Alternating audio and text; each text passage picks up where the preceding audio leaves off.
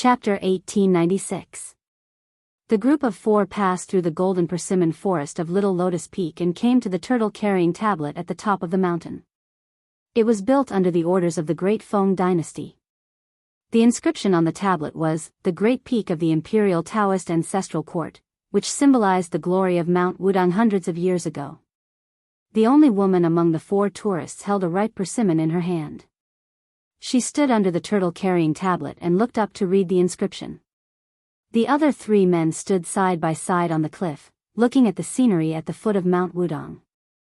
The oldest man stood in the middle with a saber at his waist.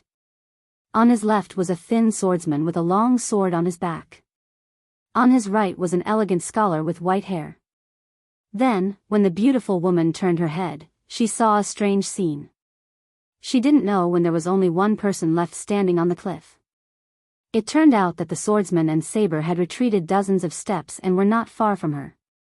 She gently walked to the two elders and asked the old man with the saber softly, "Grandpa Mao, Uncle Cheng is?" The three of them were Lin Hongyuan, the young master of the Southern Dragon Palace, Mao Shulang, and the sword master Ji Lu. Mao Shulang, with white hair and eyebrows, lowered his voice and said concisely, "Qiji." Lin Hongyuan naturally couldn't understand such a riddle. He turned to look at Ji Lu, the chief visiting official of the Dragon Palace. The latter hesitated for a moment and said softly, "Old Cheng, as the first distinguished Confucian scholar of the old Southern Tang, was born in a noble family, but he didn't like fame. He traveled all over the country all year round. Previously, he felt guilty for not being able to do as he wished when his country was destroyed, so he started to practice martial arts. After so many years, he climbed up step by step on the path of martial arts. Finally, for some reason, he stayed in the finger-profound realm for as long as 20 years.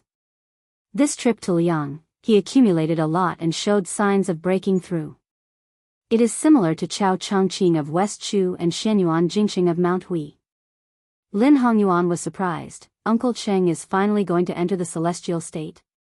Mao Shulang didn't care if she was the future master of the Dragon Palace, nor did he care about her relationship with the Southern King. Quiet. Lin Hongyuan suddenly kept quiet and blushed. Cheng Baishuang clasped her hands behind her back and gazed towards the south. The old Confucian scholar stood on the edge of the cliff and muttered to himself, outside the body, grasping the tail of a spear and speaking plainly, "It's really like drawing a cake. Orifices within orifices. Ask the praying mat what is going on in your heart. Only then will you be at peace. Moral essays are destroyed, but the spirit is everlasting. Fame and fortune will vanish in the wake of the world, but integrity will never change. If you don't frown in your life, there won't be anyone in the world who will be angry." How ridiculous. The old man slowly closed his eyes. The wind blew against his face and his sleeves fluttered. Mao Shulang's eyes suddenly widened. In an instant, he had already unsheathed his saber. His figure swept forward, brushing past Cheng Baishuang, who seemed to be resting with her eyes closed. He crashed into the edge of the cliff, and was only one step away from falling off the cliff. The old man's saber was silent, but it was filled with boundless energy. It was as if a bright crescent moon had appeared in front of him. Lin Hongyuan saw a woman in white appear out of nowhere in the sky above the cliff. She leaned back, her sleeves fluttering. She stretched out two fingers and blocked Mao Shulang's Gang Qi. The immortal-like woman in white retreated for dozens of feet before offsetting the powerful and unparalleled Gang Qi. The tall woman stood up straight and hovered in the air with no foothold. The mountain wind was whimpering under her feet, and the clouds were lingering around her. Lin Hongyuan gasped. She recognized the identity of the uninvited guest. Tantai Pingjing of the Guanyin sect, the leader of the Qi cultivators in the world. Although Lin Hongyuan was always at a disadvantage in the scheming against the young lords, in fact, she was not stupid. Instead, she was extremely intelligent. She immediately understood that Cheng Baishuang's natural ascension this time was not as simple as reaching the celestial phenomenon from the finger Xian. Mao Shulang, who was furious, did not care whether he would disturb Cheng Baishuang's state of oblivion. He said to the immortal in white in a stern voice, "If you want to make trouble, you have to ask my saber first. Tantai Pingjing glanced at the old Confucian who was unaware of the outside world and said calmly, "How many days of glory can you have?" Mao Shulang clenched the hilt of his saber, squinted and said in a deep voice, "I'm just a boorish man. I don't understand the mystery of Tantai Pingjing." Tantai Pingjing no longer paid attention to Mao Shulang. She looked away slightly and said to Qing Baishuang, "Since you have such a state of mind, you should know that there will be at most 4 or 5 earth immortals in the future. The 3 sects of Confucianism, Buddhism and Taoism will occupy 1 or 2 places in the Jianghu. At this time, you forced yourself to break the realm. Not only is there a fine line between you and the realm of earth immortals, but you also gave up the sage of Confucianism. What's the difference between this and seeking death?" Qing Baishuang slowly opened her eyes and said frankly, "Is the sage of Confucianism still the sage of Confucianism? I, the sage of Confucianism, once said that people are not afraid of death. Why should I fear death? Today, I, Qing Baishuang, have never coveted immortality. Why should I tempt it with immortality?" Tantai Pingjing sneered, "You are all frogs at the bottom of the well." Qing Baishuang was high-spirited. She laughed loudly and said, "It is said that capable ministers are born in prosperous times and famous generals are born in troubled times. It is also said that poets are lucky when the country is unfortunate. I, Qing Baishuang, have made some sour poems. I am not willing to nod my head and agree. When the country is in trouble, I am willing to die. Even if I die, I have no regrets. How can we, scholars, let the warriors on the battlefield enjoy the beauty alone?" Tantai Pingjing sneered, "If you want to die, just die. You are just another lonely ghost of Confucianism in my sect's water moon courtyard." Qing Baishuang smiled boldly and said loudly, "That's good. Today's people are worthy of the ancients." Tantai Pingjing was silent and looked indifferent. Lin Hongyuan opened his eyes wide and his mind swayed. He stared at the beautiful and tall woman in a daze. Lin Hongyuan was no stranger to Qi cultivators who claimed to enforce justice on behalf of heaven.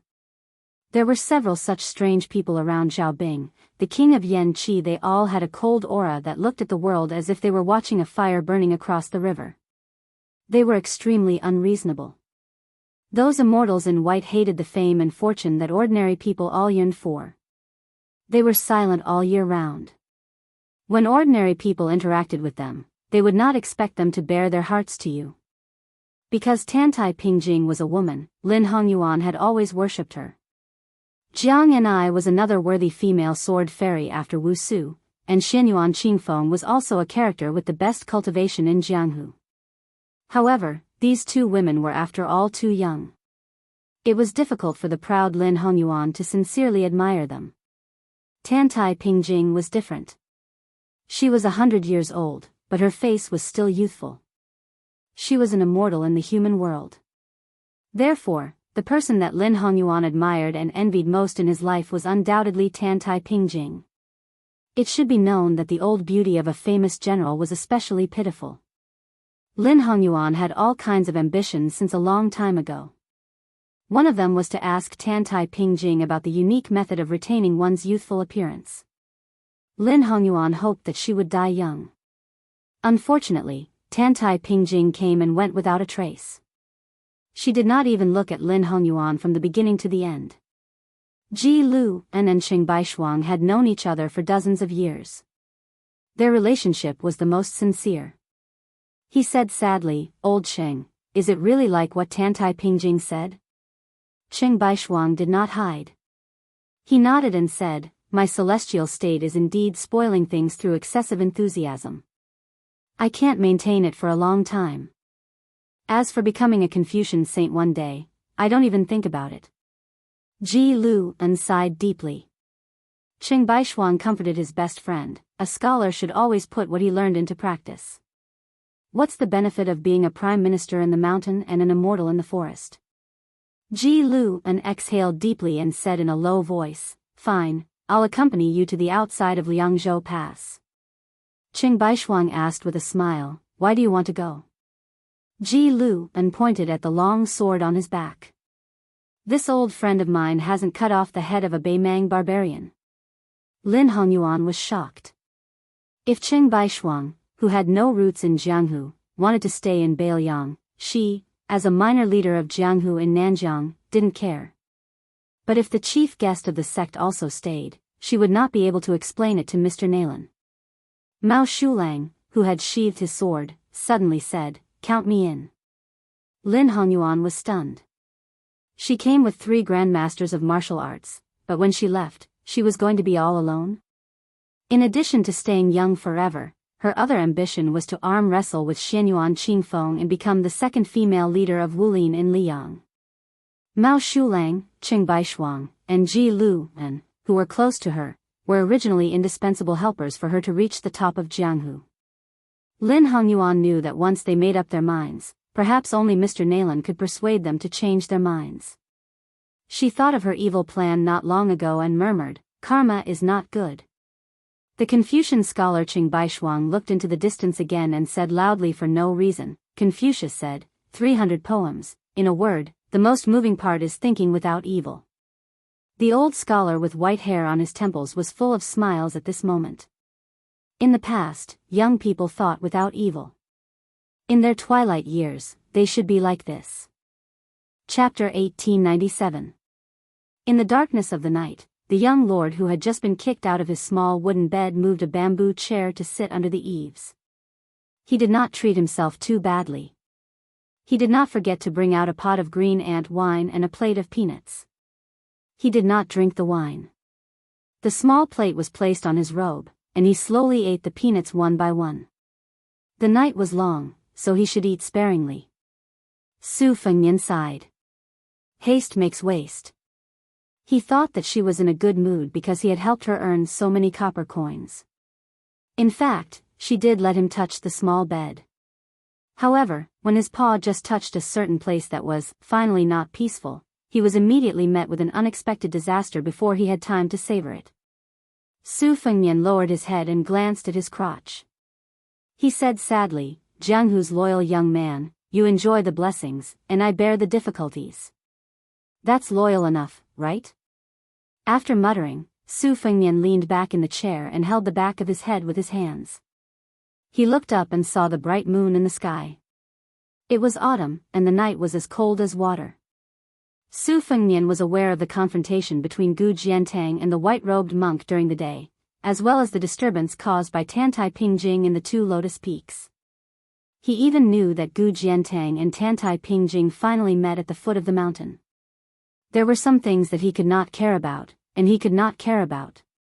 If he really cared about it, it would only add to his troubles. Huta City, the northernmost city outside of Liangzhou Pass, and Beimang, the center of the army with the most troops, advanced on 3 fronts. They were strictly organized and watertight. Fortunately, Chao Wei and Xia Shibian joined hands and achieved a great victory at Mian Pass in the western regions, which was beyond everyone's expectations.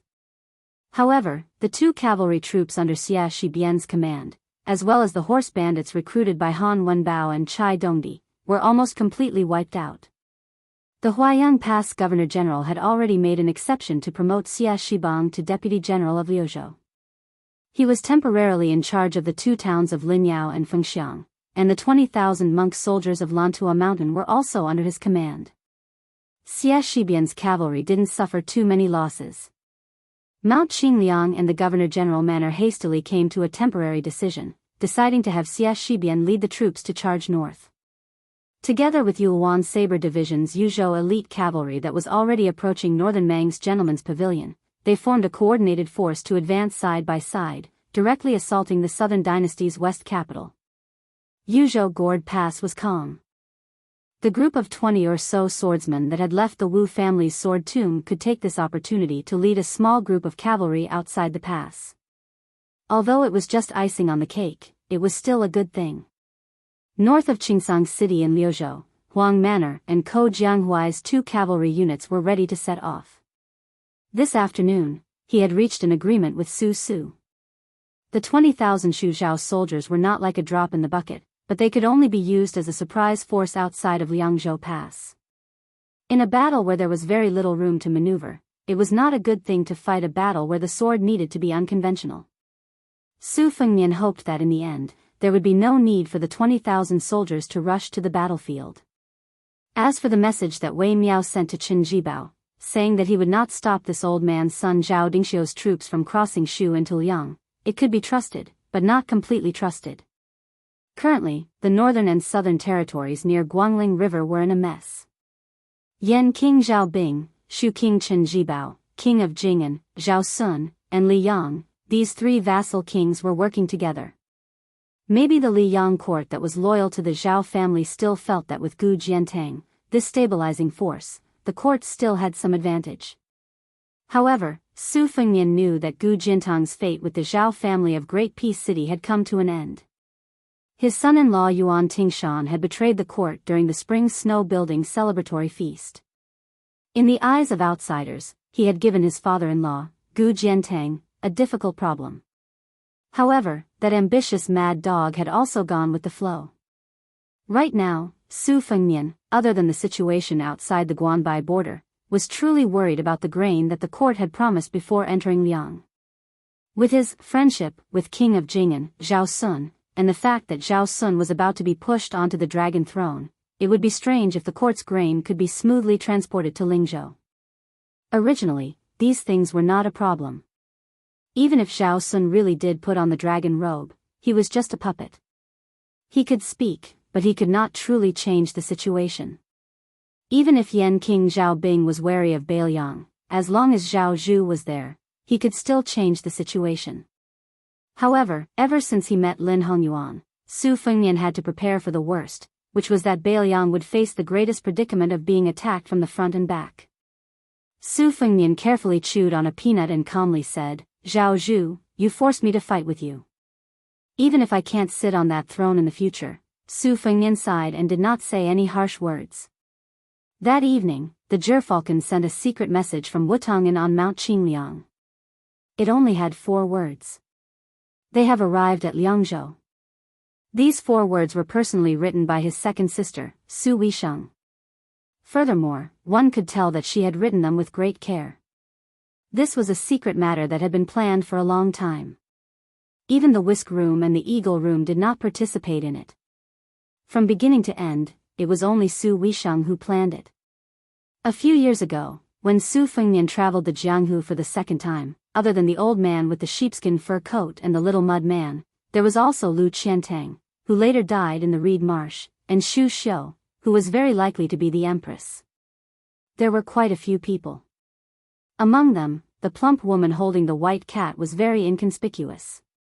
In the end, she was borrowed by Su Weisheng from Su Fengnian and brought to Shangyin Academy. At that time, Su Weisheng said something very strange. He said that he wanted to use Yu Yuwei, whose real name was Yu Xuanji, as bait to fish out a 1,000-year-old turtle from the mud at the bottom of the lake. In fact, Su Fengnian did not think too much about it and had almost forgotten about it. This year, Yu Yuwei, as Mr. Ji Shang of the academy, led a group of students from Beiliang Academy to study in Beiliang and began to teach in various academies in Beiliang. Only then did Su Weisheng tell him about what happened that year. It turned out that Yu Yuwei did not just have an extraordinary background. As a member of Dechu, Li Chungang had casually mentioned that there were female sword attendants in Dechu for generations. With their brilliant sword dance, they stood out in the world. Their cultivation was not high, but their skills were profound. It was really a strange thing. Yu Yuwei's mother was the last eccentric sword attendant of Dechu. Her chess skills were on par with that of the state preceptor Li Mi. As for why she was so amazing, it was originally a confusing secret of the Jiang family of Dechu. With the end of the Battle of the Western Wall, it was buried in the dust of history. Naturally, the world did not know. During the years when Su Weisheng was studying in Shangyin Academy, he only addressed 3 people as Mr. 2 of them were his teachers. One was the master of literature, Han Guzi, whose disciples were almost all taken in by Beiliang. The other was Chancellor Wang, who was the first to seek refuge with the Su family of Beiliang. He was also the leader of the scholars who died in the cold. The last one, Su Fengnian, was only heard to be a blind old zither player. He lived in the Dao De forest of Shangyin Academy all year round. The news from Su Weisheng that he has arrived in Liangzhou was precisely this person. An unworldly master was still in the human world. Ordinary martial artists would think that this was nonsense. But ever since Su Fengnian met the eunuch of Tai and City who was the same age as Gua, or even earlier, when he met the real celestial being Gao Shu Lu, he began to understand a truth.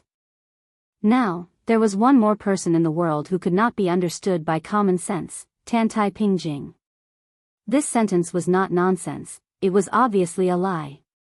The scholars who could become the sage of Confucianism, from the sage of the Zhang family in the north to Chao Changqing in West Chu, did not have a good ending.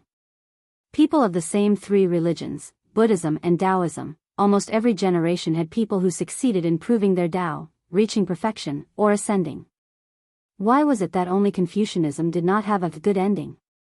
Tan Tai Ping Jing once used her identity as a qi cultivator to explain that it was caused by the Tao of heaven. Su Fengnian felt that what she said made sense, but she did not explain the whole reason.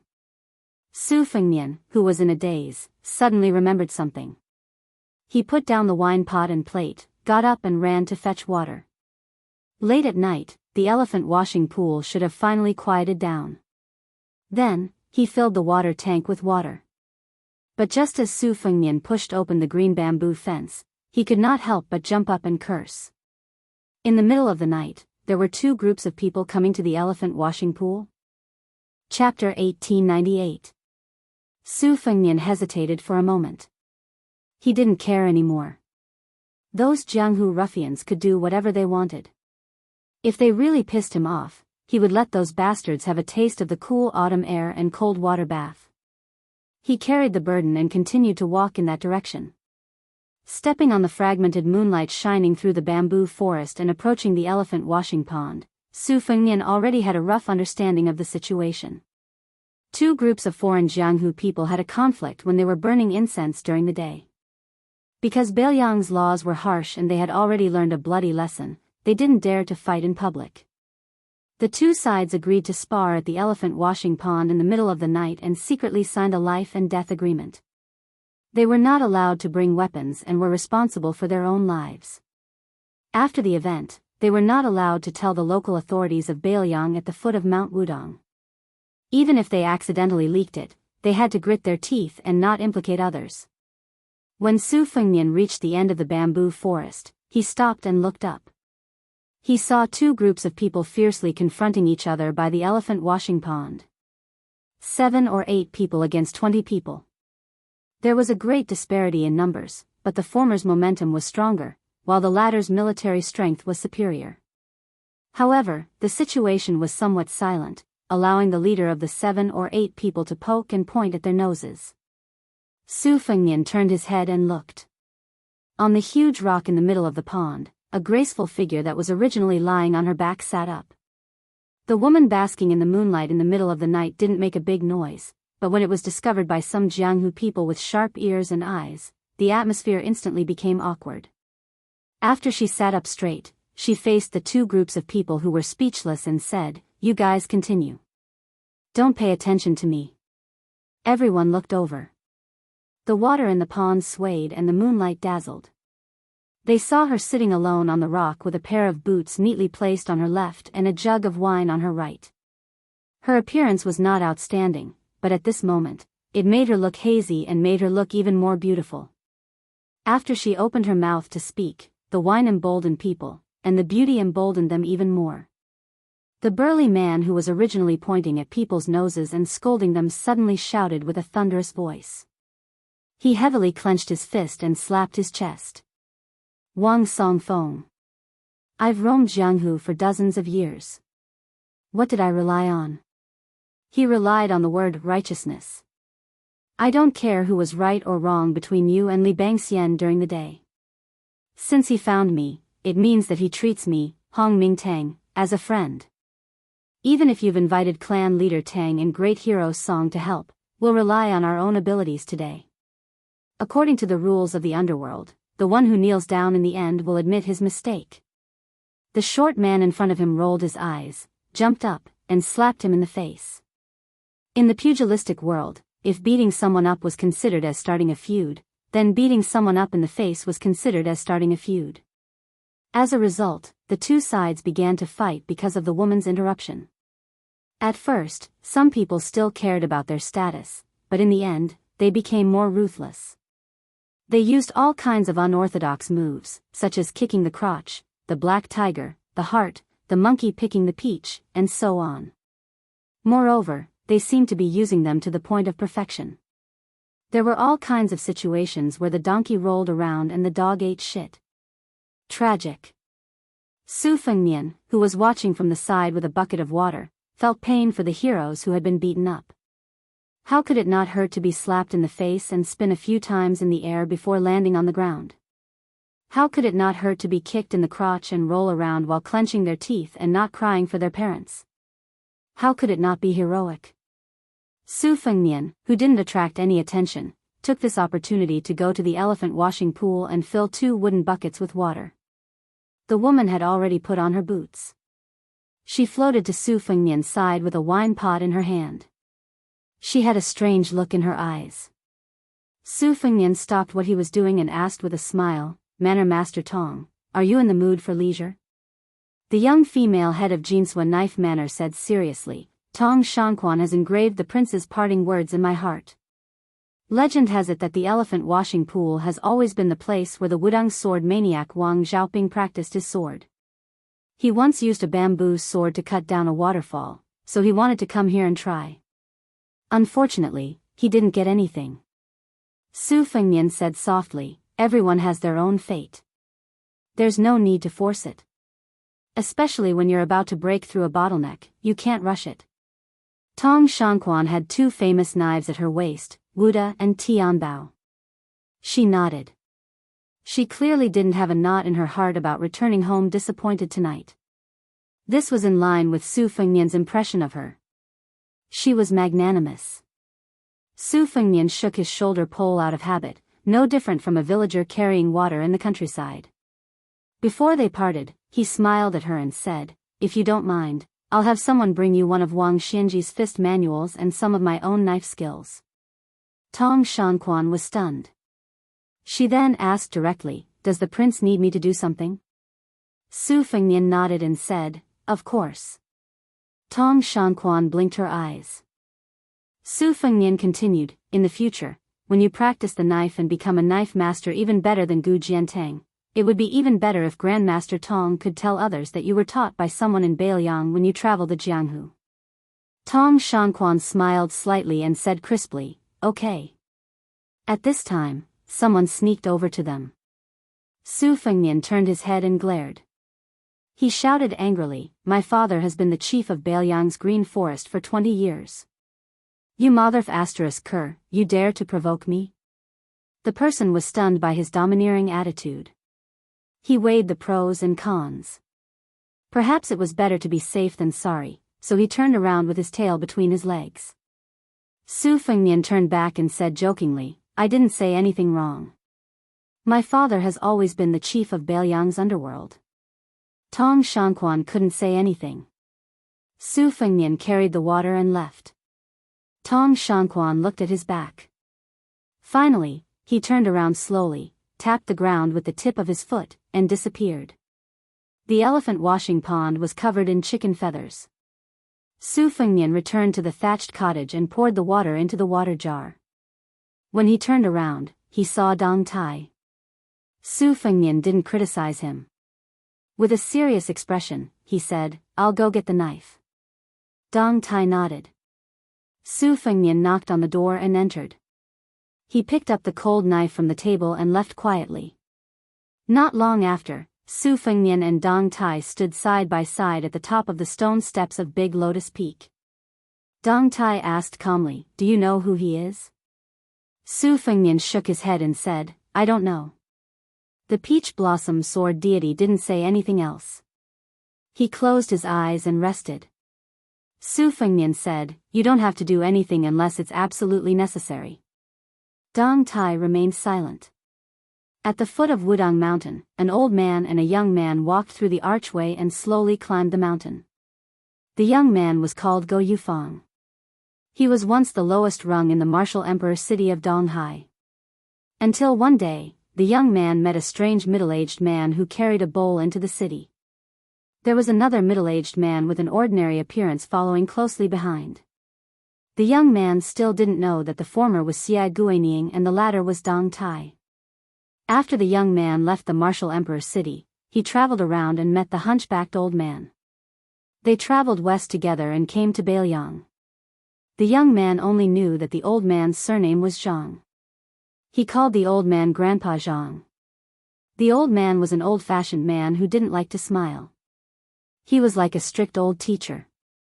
Fortunately, although the young man didn't learn how to read, he was born simple and polite. The old man and the young man got along well. As the young man walked up the stairs, he muttered, "Confucius said, the way of heaven and earth is broad, thick, high, bright, long, and long." Along the way, the old man taught the young man similar phrases when he wanted to say something. The young man just memorized them. If he didn't understand the meaning, he just put them aside. When the young man recited the phrase, Confucius said, "When angry, you forget to eat. When happy, you forget to worry. You don't know that old age is coming." The old man couldn't help but sigh. Old age is coming, and people are about to die. Since the fall of the Great Qin dynasty, for the past 800 years, generations of scholars in the world had to recite the words, Confucius said, in the books of the sages. Now that the imperial examinations were popular in Liang, there were more scholars. Naturally, the words, Confucius said, were more common. This, Confucius said. It was the words of the sage Zhang of the scholarly school. At this moment, the old man sighed with emotion. "So, I've said so much." The young man asked, "Grandpa Zhang, what did you say?" The old man smiled for the first time. He rubbed the young man's head and said, "Yufeng, you're my closed-door disciple. You can call me teacher in the future." The young man looked confused. The old man took the young man's hand and continued to climb the mountain. He said calmly, "You have many senior brothers. The youngest one is called Huang Longshi." The young man habitually called him Grandpa Zhang.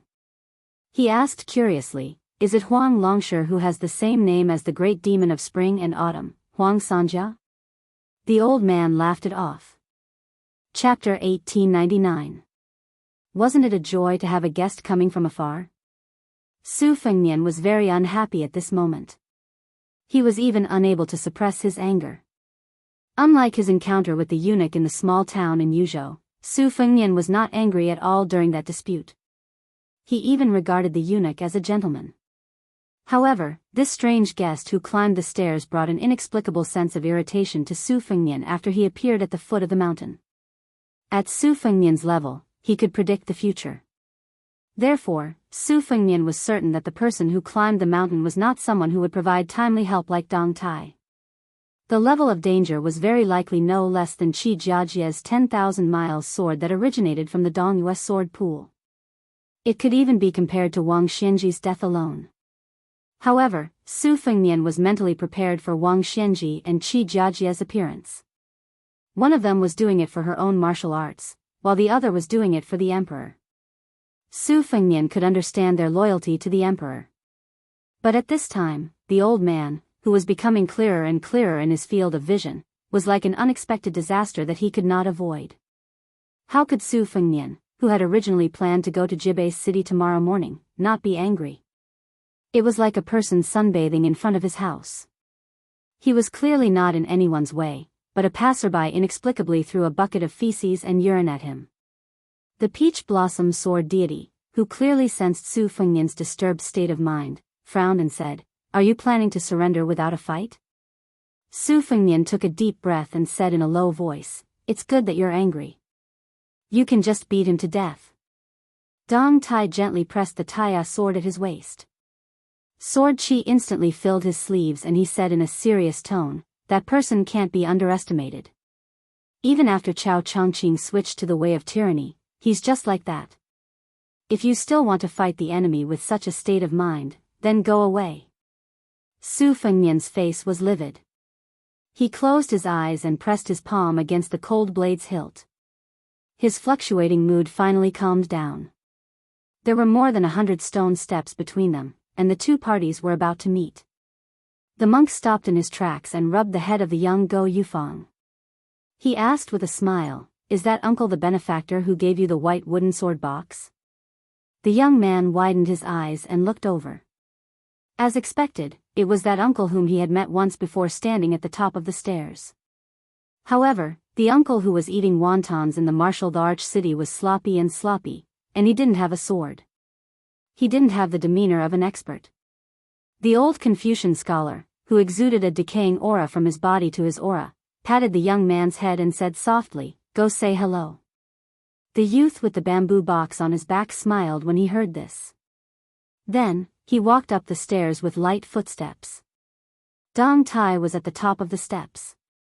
The young Go Yufeng ran toward him, while the old Confucian stood still.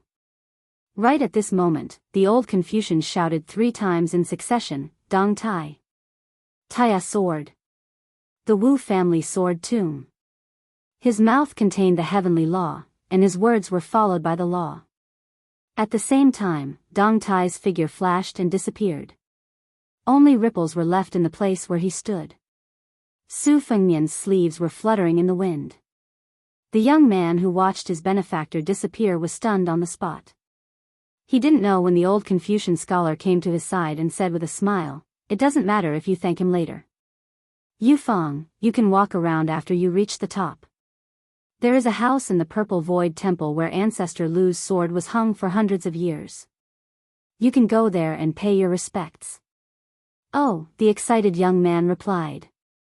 He continued to move forward cautiously, brushing past the young man with the saber. Then, he trotted away.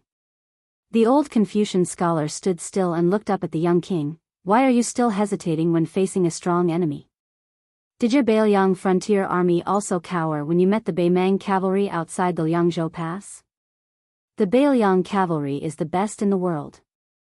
It can't be that your Su family is bragging about it, right?" Su Fengnian did not make a sound. The qi in his body did not fall, and in an instant, it circulated 800 li. The old Confucian scholar's sarcastic provocation didn't disturb Su Fengnian's state of mind. It's not that Su Fengnian deliberately put on a defensive posture. It's just that he couldn't capture the old Confucian scholar's existence at all. It's impossible to stand still between heaven and earth. The reason why the female zither player, Shues Songguan, could kill people even though she was blind was that she had the wonderful mysterious finger technique. She could sense the slightest ripple without looking at it with her eyes. The wind chimes seemed to be quiet under the eaves when there was no wind, but she could clearly feel them shaking. There was once a scholarly sage who described this realm and called it, exerting force in the heart's marrow. Su Fengnian had fought with the 3 great grandmasters, Hong Jingyan, Tuoba, and Qin Jibao. Although his celestial being body was damaged and far from the peak, his realm didn't fall. In today's world, he was still second only to Dong Tai and Shues Songguan in the depth of the mysterious finger realm. Because of this, Su Fengnian didn't move. He still held the hilt of his sword and didn't draw it. The hunchbacked old man smiled and said, "If you're waiting for Dong Tai, I advise you to forget about it. This peach blossom sword god is now on the sword mountain of the Wu family's sword tomb." He immediately rode his sword to the west. It would take him about 6 hours to reach Mount Wudong. There's no other way. Deng Tai is now at the peak. Jian's killing technique can be said to be the best for 1,000 years. I don't dare to take it lightly. Su Fengnian asked, "You want to waste my fate?" The old Confucian shook his head and said, "You're only half right." Su Fengnian's face was gloomy. The old man said, "I still want to find Li Yufu, the Wudong leader." Su Fengnian seemed to have made up his mind. He suddenly took the cold sword from his waist and stood with both hands on the sword. "As you wish. I can't find you, but it doesn't mean that no one can." The old man narrowed his eyes and said, "Oh? Then I'll wait and see." In the main peak of Mount Wudong, in the Purple Void Temple of the Great Lotus Peak, the statue of Jinwu Great Emperor that had enjoyed the incense of the mortal world for 1,000 years was covered in dust. The statue, which was originally a dead object, seemed to have come alive. It stepped on the throne and the main hall rumbled. The young man, Go Yufang, had just walked to the square outside the Purple Void Temple. Then, he was stunned. A majestic statue that was 3 feet tall rushed out of the Taoist temple as fast as thunder. Every step had the power of a thunderbolt. Then, it ran past him. It looked like it was going to go down the mountain. The young man blinked his eyes. He couldn't come back to his senses. Go Yufang raised his hand and gave himself a hard slap. It really hurt. On the stone steps, the old man clicked his tongue and said, "Interesting." A series of thunder resounded through Mount Wudong. Behind Su Fengnian, a statue of Jinwu covered in purple and gold jumped up high. It held a huge peachwood sword and slashed at the old Confucian at the bottom of the steps. The old man who was dressed neatly put his hands on his abdomen and said calmly, "A gentleman doesn't talk about strange forces." The golden armored Jinwu statue's sword slashed down with an imposing aura. Chapter 1900. However, just as the sword was about to strike the head of the elderly Confucian, it suddenly stopped in midair. Su Fengnian finally moved. Without hesitation, he directly used the 2-sleeved green snake of the old man. Although he used the cold blade, it was the same as Li Chuangang's wooden bull. On the stone steps between the two, a thick and brilliant green sword essence flowed rapidly like a river. The old man smiled and said, "A gentleman walks the straight path." When the monk took a step forward, the originally still statue of Jinwu seemed to break free from its restraints. The peachwood sword struck down before the sword essence. The old man raised his left hand and gently held the peachwood sword. At the same time, his right palm met the 2-sleeved green snake. This kind of leisurely stroll was like a scholar who had studied hard for many years casually picking up a brush and writing on a whim. It was natural and without stagnation. The aura of a saint. The monk had straightened his back and walked up the steps step by step.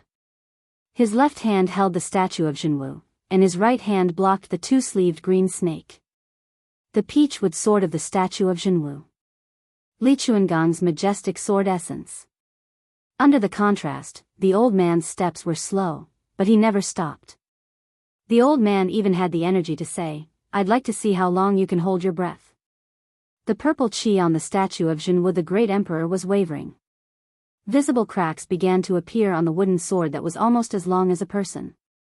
From these cracks, countless rays of dazzling light bloomed. This statue of Jinwu from the main hall of Wudong's Purple Void Temple was, of course, not the Dharma of Jinwu the Great Emperor. Su Fengnian had long given up on that fate and was no longer involved. But for some unknown reason, Su Fengnian quietly condensed his own fate into it after climbing the mountain. Previously, the young king had jokingly asked Dong Tai how to arrange his fate after death. The peach blossom sword god's answer was, of course, as carefree as ever. But Su Fengnian could not be so carefree. He had too many people and too many things to consider. Asking Fan Shaochai to search for the wooden sword wanderer was the same. Many seemingly unintentional actions were the same. The old Confucian scholar's weathered face shone brightly under the purple gas and sword energy. He sneered and said, "King of Bailiang, I don't think you can do it with your own fate energy." At the beginning of the magnificent sword force, the young lord said in a deep voice, "Li Yufu, continue your closed-door training."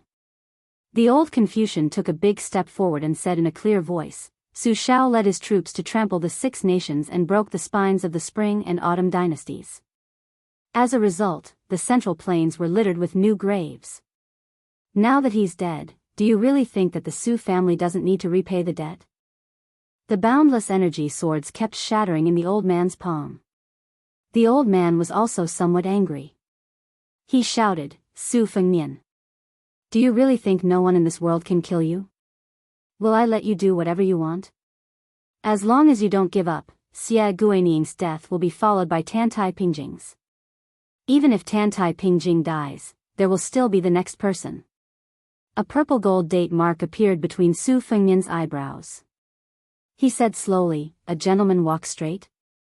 My Bailiang cavalry guards the border, Huda City, Crouching Bao City, Wanha City, and Chingsang City.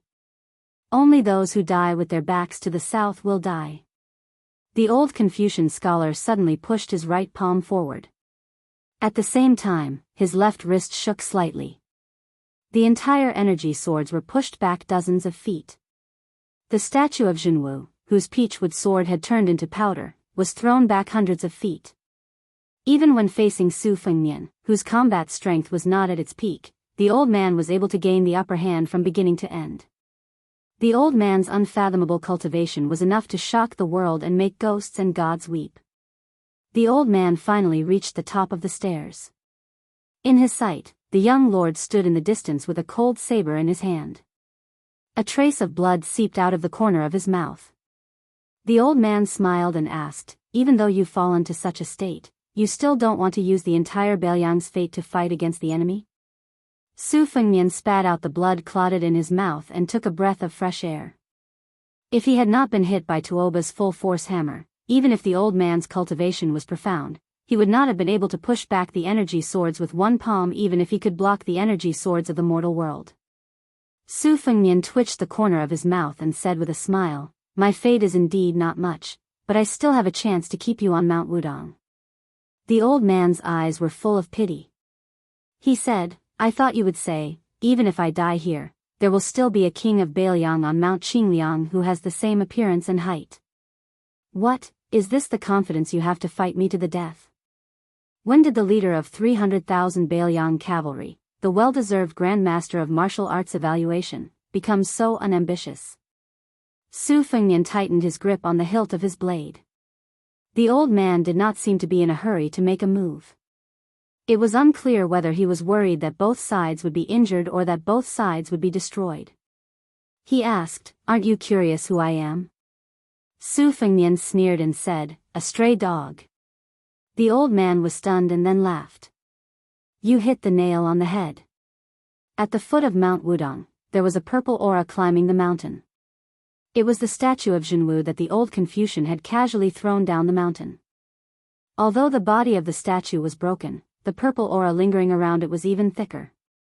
Su Fengnian sneered and said, I'm just curious why you didn't continue to pretend to be a blind zither player in Shangyin Academy's Dowd Forest. The old Confucian nodded and said, no wonder you were prepared.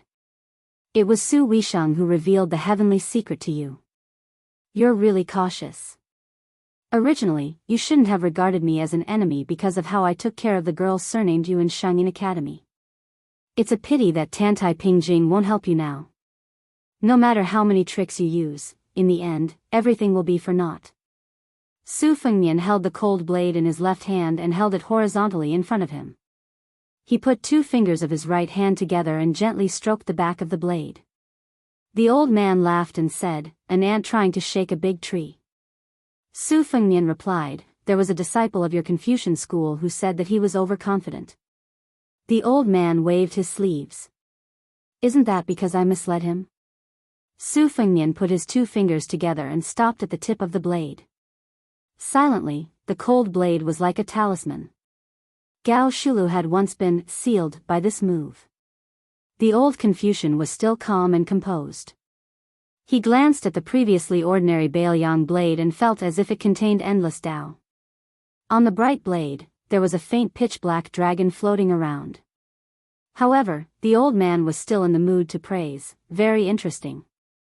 The person in front of Su Fengnian should have been dead for 800 years. Especially when the Dafeng dynasty was founded and the status of the Confucian school rose. After that, he was respected by the kings as the most sacred teacher of the dynasty. Countless civil officials, regardless of whether they were famous or not, accompanied him when he was alive and regarded it as a supreme honor. The Zhang family's holy mansion and the Taoist master's mansion of Mount Longhu had been known as the Holy Mansion for 800 years. However, no one really thought that the Zhao family could be compared to the Zhang family, especially in the hearts of the scholars in the world.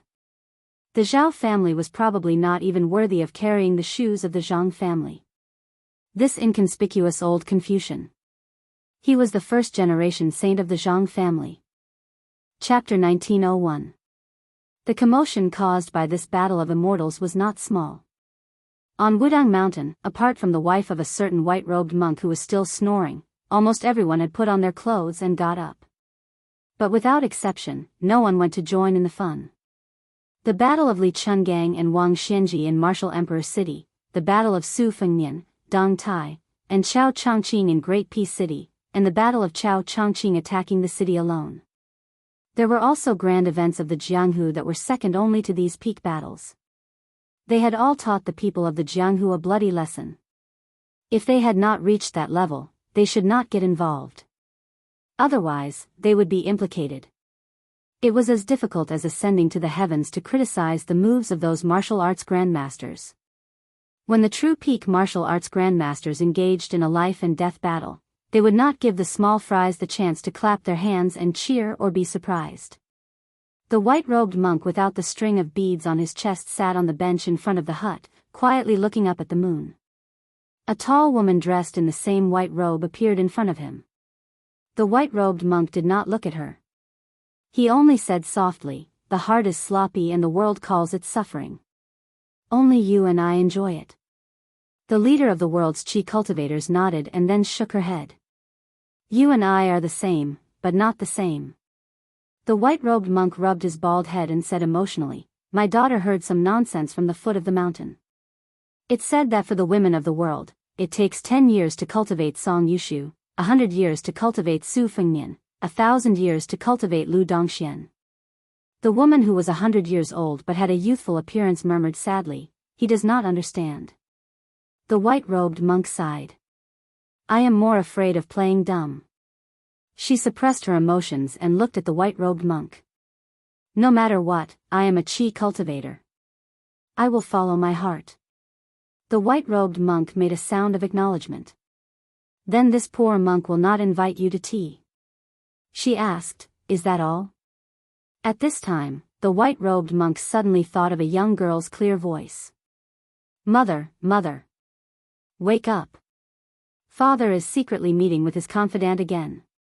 The white-clothed monk's complexion changed. He hurriedly stood up and said, "Sovereign Tantai, please don't leave. Help me explain." How could the woman who only cared about enforcing justice on behalf of the heavens care about these trivial matters? She directly swept past them and disappeared.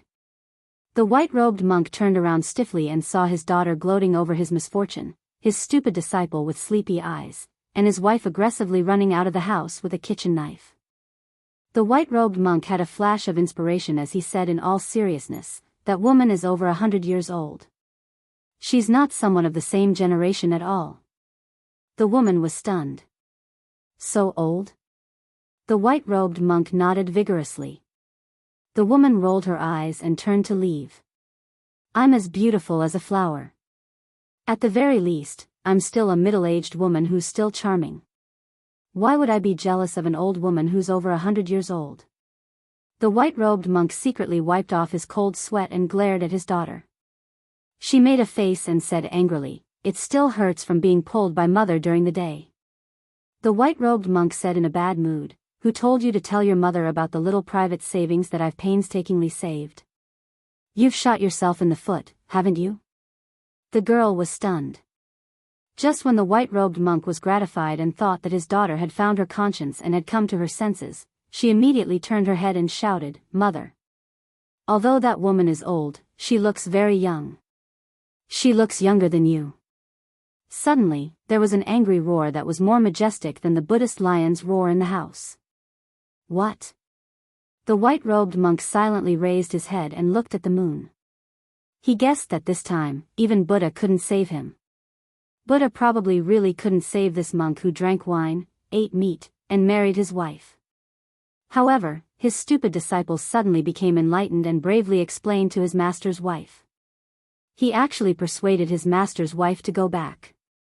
The white-robed monk who had narrowly escaped death rubbed his cheeks and called his stupid disciple to his side with a smile. "Nanbei, while the moon is bright and the stars are scarce, your mind is clear. Master will teach you the profound Dharma." Little bald head sighed. "Master, you're so old, but you still don't know how to behave. No wonder Master's wife has been telling me and that thing these 2 days. flies don't bite a seamless egg. The white-robed monk glared at him.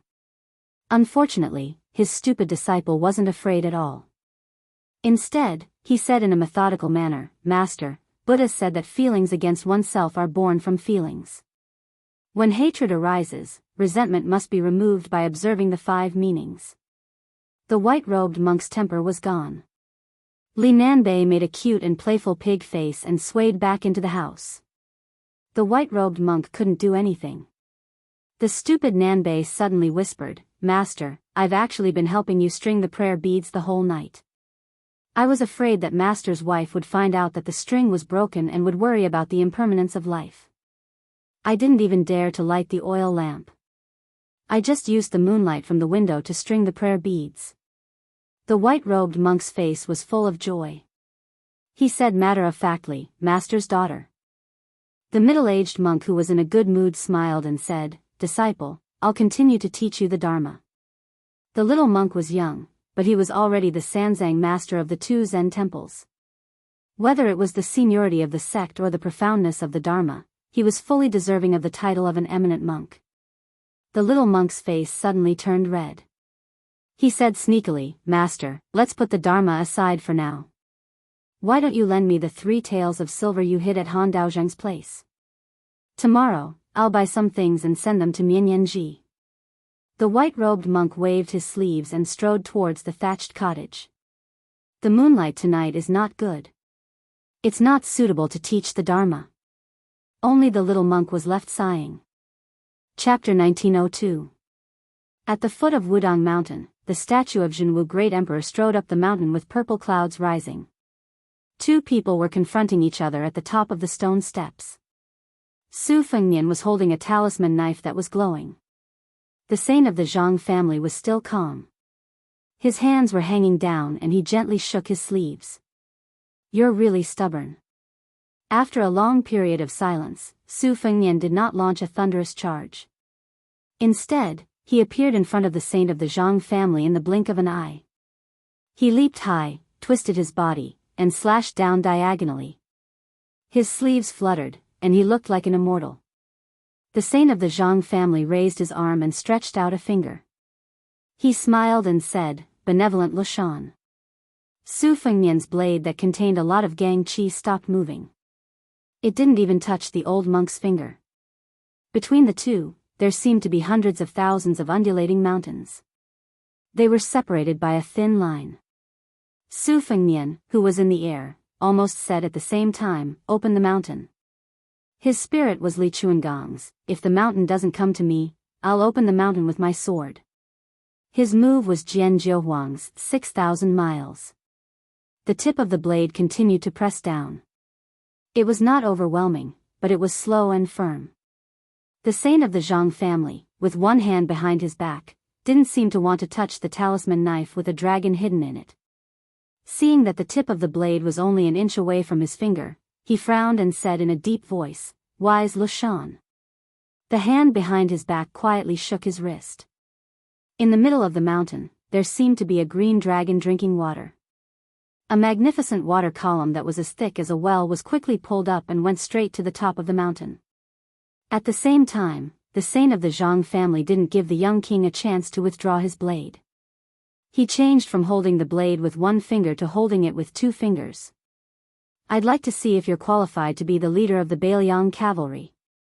Su Fengnian, who was holding the blade in his left hand, looked calm. He raised his right hand and slapped down.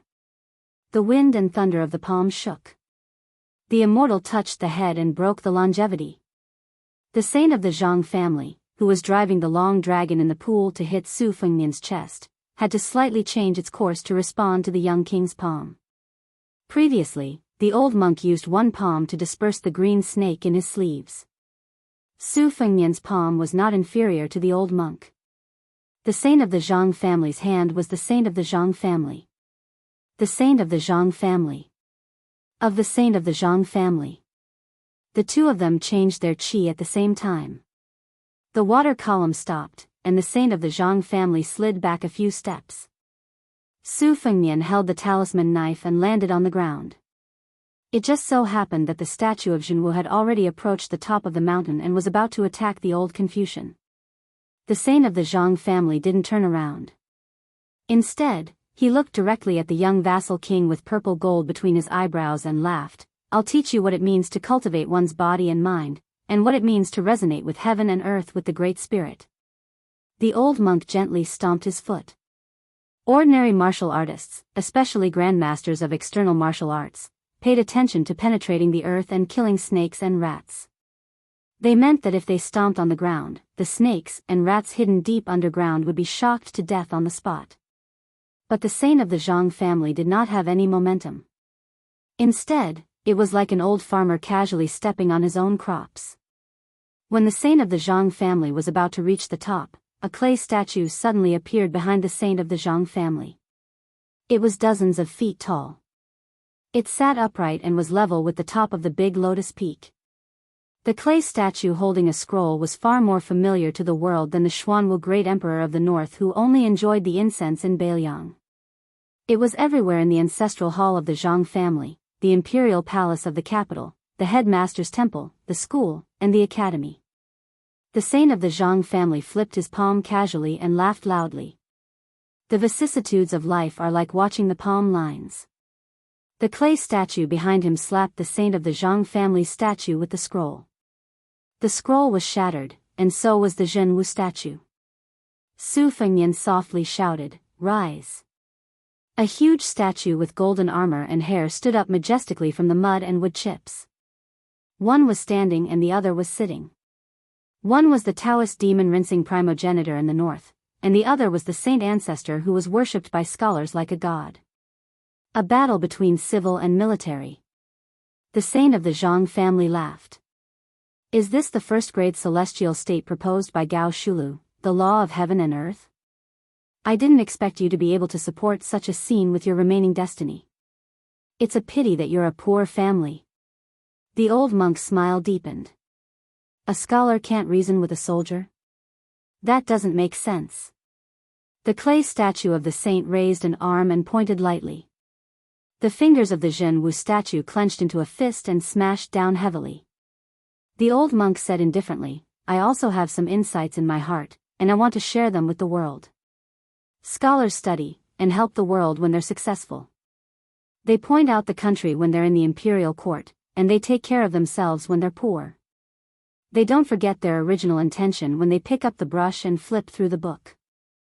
Wherever the clay statue of the saint pointed, snow white and thick gang chi as big as the pillars of the palace would constantly appear. The arms of the Zhenwu statue were shot through, and pitch-black holes appeared everywhere. When the two fists finally succeeded in hammering the head of the clay statue, they were already powerless. The two arms of the Zhenwu statue were broken and dissipated in the air. The clay statue of the saint only shook slightly, and it was far from hurting the foundation of its will. Therefore, the purple gold chi between the young feudal lord's eyebrows gradually faded, and the saint of the Zhang family's aura did not diminish. The clay statue of the saint was also safe and sound. But what happened next caught the old monk off guard. The Zhenwu statue that had lost its arms raised its head, stepped on the stone steps, leaned forward, and hammered the head of the saint statue. The entire Mount Wudang trembled. Chapter 1903. Dust flew everywhere. The head of the Zhenwu Dharma form exploded, but the headless body still maintained its forward posture. The clay statue of the saint was still intact, but there were some cracks. The saint of the Zhang family deliberately touched the Confucian headscarf on his head and looked at the young vassal king who had probably taken out his trump card. He said sarcastically, "It doesn't hurt. Is that all you can do?" This person's tone was always strange, but it was exactly as he said. Anyone in the human world who was his enemy, even if it was Su Fengnian, could only be an ant trying to shake a tree. The old Confucian narrowed his eyes and said, "I've already said that with your own fate, it's not enough to fight me tonight. Even if you're unwilling to use the fate of the entire Beiliang, why are you unwilling to gather the fate of the Su family? Whether it's Su Weisheng or Su Longxiang, they're not ordinary people. They're all people with fate. It's okay for you to gather some fate with them. Why do you have to support the situation alone? You're about to die. Why do you care about the details? Don't you, Su Fengnian, always joke that you never do a losing deal? Su Fengnian ignored him and kept silent. Since he was young, as the eldest son of the Su family, he was the only one who gave all kinds of rare things to his eldest sister, second sister, and Huang Manor. He had never asked for anything from them. He had never even thought about it. Just like when he obtained the pair of young tiger Kuei, he did not hesitate to give them to his second sister and Huang Manor respectively. When he got the new sword Spring and Autumn from the swordsmith surnamed Shi in Beimang, he also thought of his brother immediately. He thought that he could finally change the wooden sword. When he snatched the river soldier from Jiang Fuding, he also thought of borrowing the embroidered winter spring thunder from the white fox face. He could finally return the favor. Su Fengnian had always believed that he had gained too much, so he should not complain and should be generous. The old Confucian stared at Su Fengnian's eyes and sneered. A falling leaf indicates autumn. The first vassal king of Liang, who has 300,000 elite cavalry, is actually such an indecisive fool. It's ridiculous. Su Fengnian said slowly, you can nag when you win. It's still early. The saint of the Zhang family laughed and said, when I win you, you'll die. Who will I talk to then? Do you want me to nag at a dead person? Su Fengnian's eyes were firm and his face was cold. My master Li Yishan, the chancellor of the Shangyin Academy, Zhang Julu of Liang, Wei Jingtang of Jizhou, and many others. In my heart, they are the real scholars. It's lucky that you, the sage of Confucianism, did not dare to show up for hundreds of years. Otherwise, you'll be a laughing stock.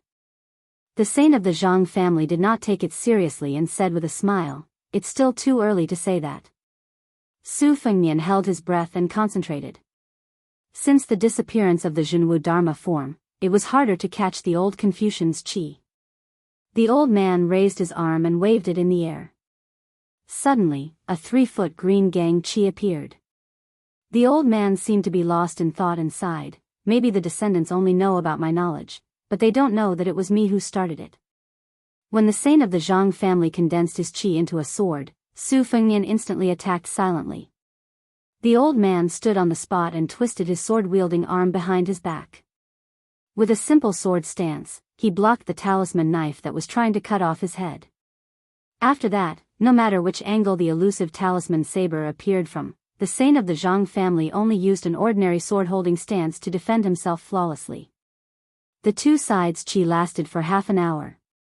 Su Fengnian finally stood 20 steps away from the saint of the Zhang family. The old man was still calm and composed. The 3-foot sword qi in his hand was as powerful as before. The clay statue of the saint that he had invited into the mortal world did not disappear. It was still quietly looking at the foot of the mountain. The old man looked around leisurely and laughed, ghost talisman.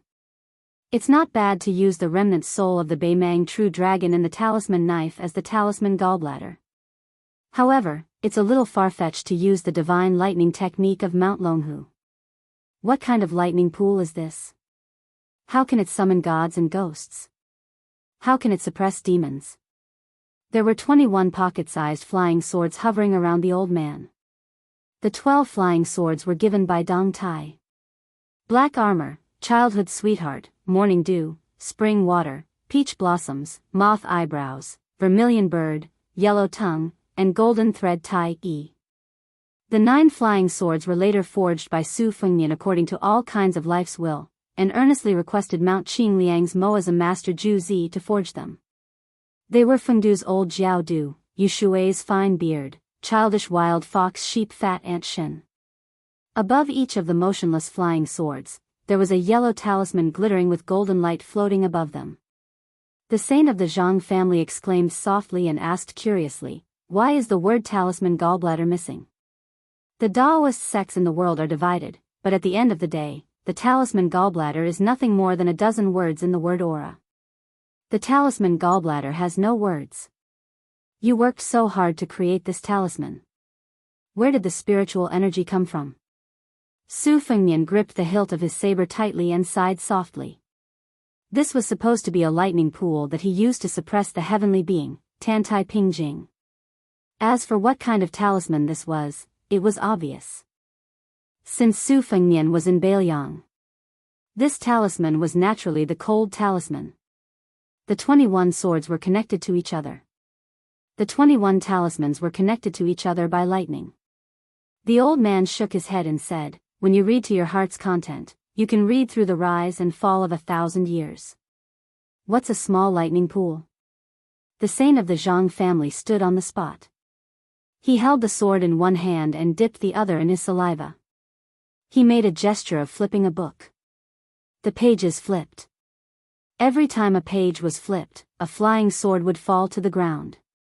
When the last flying sword swayed and fell, Su Fengnian held the saber with both hands for the first time and began to run forward.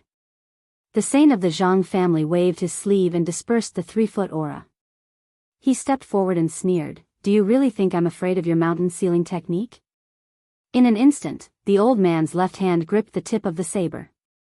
Just as the Confucian saint was about to slap him with his right hand, he stopped and frowned. A ray of rainbow light suddenly cut through the sky from the elephant cleansing pool, and then fell behind the old man at a faster speed, or in other words, in front of the saint's clay statue. The sword was called snow armor. When the sword fell, there was no snow. But it brought 2 brilliant beams of light from the sky. It was like opening the gate of heaven. The saint of the Zhang family said helplessly, "You're really annoying." The old man probably wanted to save his strength to deal with the brilliant gate of heaven. He just let go of the tip of the saber, then pushed the young lord away and turned around. The saint's clay statue seemed to be pulled by someone and slowly slid into the gate of heaven. Its towering figure gradually disappeared. The old man lifted one foot and stepped on the ground one after another. It landed and took root. There seemed to be a strong wind blowing behind the old man. His sleeves fluttered as he fell toward the gate of heaven. Su Fengnian turned his head to the east and said in a deep voice, "Sword, come." Still thousands of miles away, the peach blossom sword god who was flying on the sword laughed and replied, "One sword tomb of the Wu family, 200,000 swords, is that enough?" If you like to watch the heroes and heroines in the snow on your mobile phone, you can follow my WeChat public account, Fenghuan 1985. The snow is coming to an end. If you follow me, I believe there will be a lot of surprises. Not only some fragmentary writing experience in the snow, but also some future chapters, some of the bad stories I have never published publicly, some of the songs I like to listen to when I write my own words, and some activities of giving autograph books, update notices, etc., will be posted on my WeChat public account. Chapter 1904. The gate of heaven opened wide. Vaguely, one could see the heavenly maidens scattering flowers. In a trance, one could hear the chanting of Sanskrit and the ringing of celestial bells. Of course, it was to forcibly recruit the first ancestor of the Confucian school. This kind of formation was like the Grand Kai sect of the world welcoming a distinguished guest. At this critical moment, the old man still had the mood to turn around and smile at the young lord. "My old body has been buried in the ground for hundreds of years, I can't stand your torment." Then, the old man looked to the east and laughed, "You, the peach blossom sword god, are too narrow-minded. As a junior in Jianghu, you don't know how to respect your elders. Do you really want to take revenge on the same night?" Su Fengnian's face was solemn. Dong Tai drove more than 200,000 flying swords of the Wu family to Bailiang. He even needed the swords to go before him. Compared to the time when Qi Jiaj escaped to the foot of the mountain, Dong Tai needed to consume a lot of energy.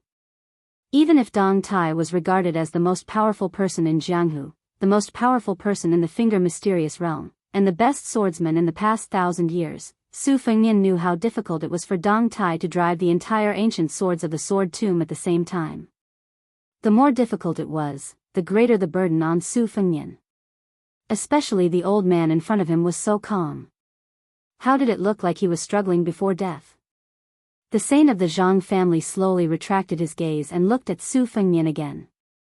He said calmly, "Young man, let me give you a sentence. Deep love will not live long, and extreme wisdom will hurt. You have both. It will be difficult for you to have a good ending. As a person, muddle through. It is rare to be confused, so you can relax. The flying swords that originated from the sword tomb were densely packed. There were almost no gaps. Wherever they passed, mountains appeared in the sky, blocking the moonlight. Su Fengnian no longer concealed himself. His chi circulated rapidly, and his divine will reached its peak in an instant. Using this as a guide, he was like a lone candle in an eternal night, attracting moths to the flame. In the face of Su Fengnian's determination, the old man's eyes flashed with a touch of complex emotions. He no longer had the mood to ridicule the young king, nor did he look at the gate of heaven that was no different from a dragon's pool or a tiger's den for him. Instead, he turned around and looked down. The ground where his feet stood was cracked like a spider web. After the old man raised his head, he turned his back to Su Fengnian and said indifferently, "It's said that a scholar knows everything in the world without going out. I've long heard about your battle with Wang Xinji. That woman surnamed Jiang tried to force Wang Xinji's hand away by opening the heaven gate with her sword, so how could she make me go to the celestial court? Besides..." The old man, whose hair was fluttering in the wind, suddenly turned his head. His eyes were cold as he said in a serious tone, "Besides, Lu Dongxian can pass through the divine gate and return. Can't I do the same? It's not that I can't, but I really don't want to." The old man turned his body and finally turned his back to the gate of heaven, facing the young man. "A tree will wither one day, and a man will run out of strength. Today, I'll let you know that even if you, Su Fengnian, have invincible cavalry, and even if you're a grandmaster of martial arts evaluation, there will be a time when you have no choice but to accept your fate." Su Fengnian laughed in the face of the strong wind. "Do you know that people in later generations have ridiculed you as a person who knows what's impossible but still does it?" Su Fengnian continued, "Do you know that a quasi-sage in the Confucian school whose status is only second to yours said, 'Even if there are thousands of people, I will go forward'?" The old man said indifferently, "Those are good words, better than your words of a stray dog." Su Fengnian and the saint of the Zhang family looked at each other. Although the heart may not be able to reach it, it can still make people yearn for it. When Su Xiao was old, he told me in private that he didn't like all the scholars in the world. But when he remembered how many times in the early years, he saw scholars together in the palace, each in high spirits, the jade pendants on their waists jingling, he really envied them. It was so pleasant to the ears. Finally, the old man said, "Generally speaking, if things are not at peace, they will make a sound. Since that's the case, Su Fengnian, do you have any last words for this world?" The talisman on the cold blade had disappeared. Su Fengnian hung the new cold blade of the Su family's 6th generation. Countless heroes have died in Bailiang. Every family has a white scarf. Most of them don't leave behind any last words, and they don't need mine. The old man shook his head and said, "That's because you haven't really lost all hope." Su Fengnian, who was indifferent, raised his palm as if he was grabbing something. The saint of the Zhang family snorted, "Dong Tai's flying sword is not bad, but it must be able to reach Wudang Mountain." The old man also raised his arm and then pressed down, "Drop the sword for me." The first wave of flying swords that had already approached Bailiang and Yuzhou were nailed into the ground like arrows at the end of their flight. The extremely spectacular scene at the junction of Yuzhou and Hezhou. The wind blew and the rain fell, and the flying swords drew an arc in the air and stabbed into the ground. They fell on the mountains, the rivers, the fields, and the yellow sand. It was like a heavy snow falling on all the places where there was no one. The young man who had been leading the flying swords to the cold had a trace of scarlet blood between his eyebrows. However, the place where the sword fell was getting closer and closer to Wudang Mountain. A wave of slanted flying swords was less than 100 miles away from the big lotus peak. And the young king's ears, nose, and mouth also began to bleed. After the saint of the Zhang family pressed down with his palm, his originally motionless body slid back a step, and he was one step closer to the gate of heaven. When a wave of more than 1,000 flying swords landed on the green bamboo peak to the right of the big lotus peak, the young man's eyes began to bleed. His face was already covered in blood.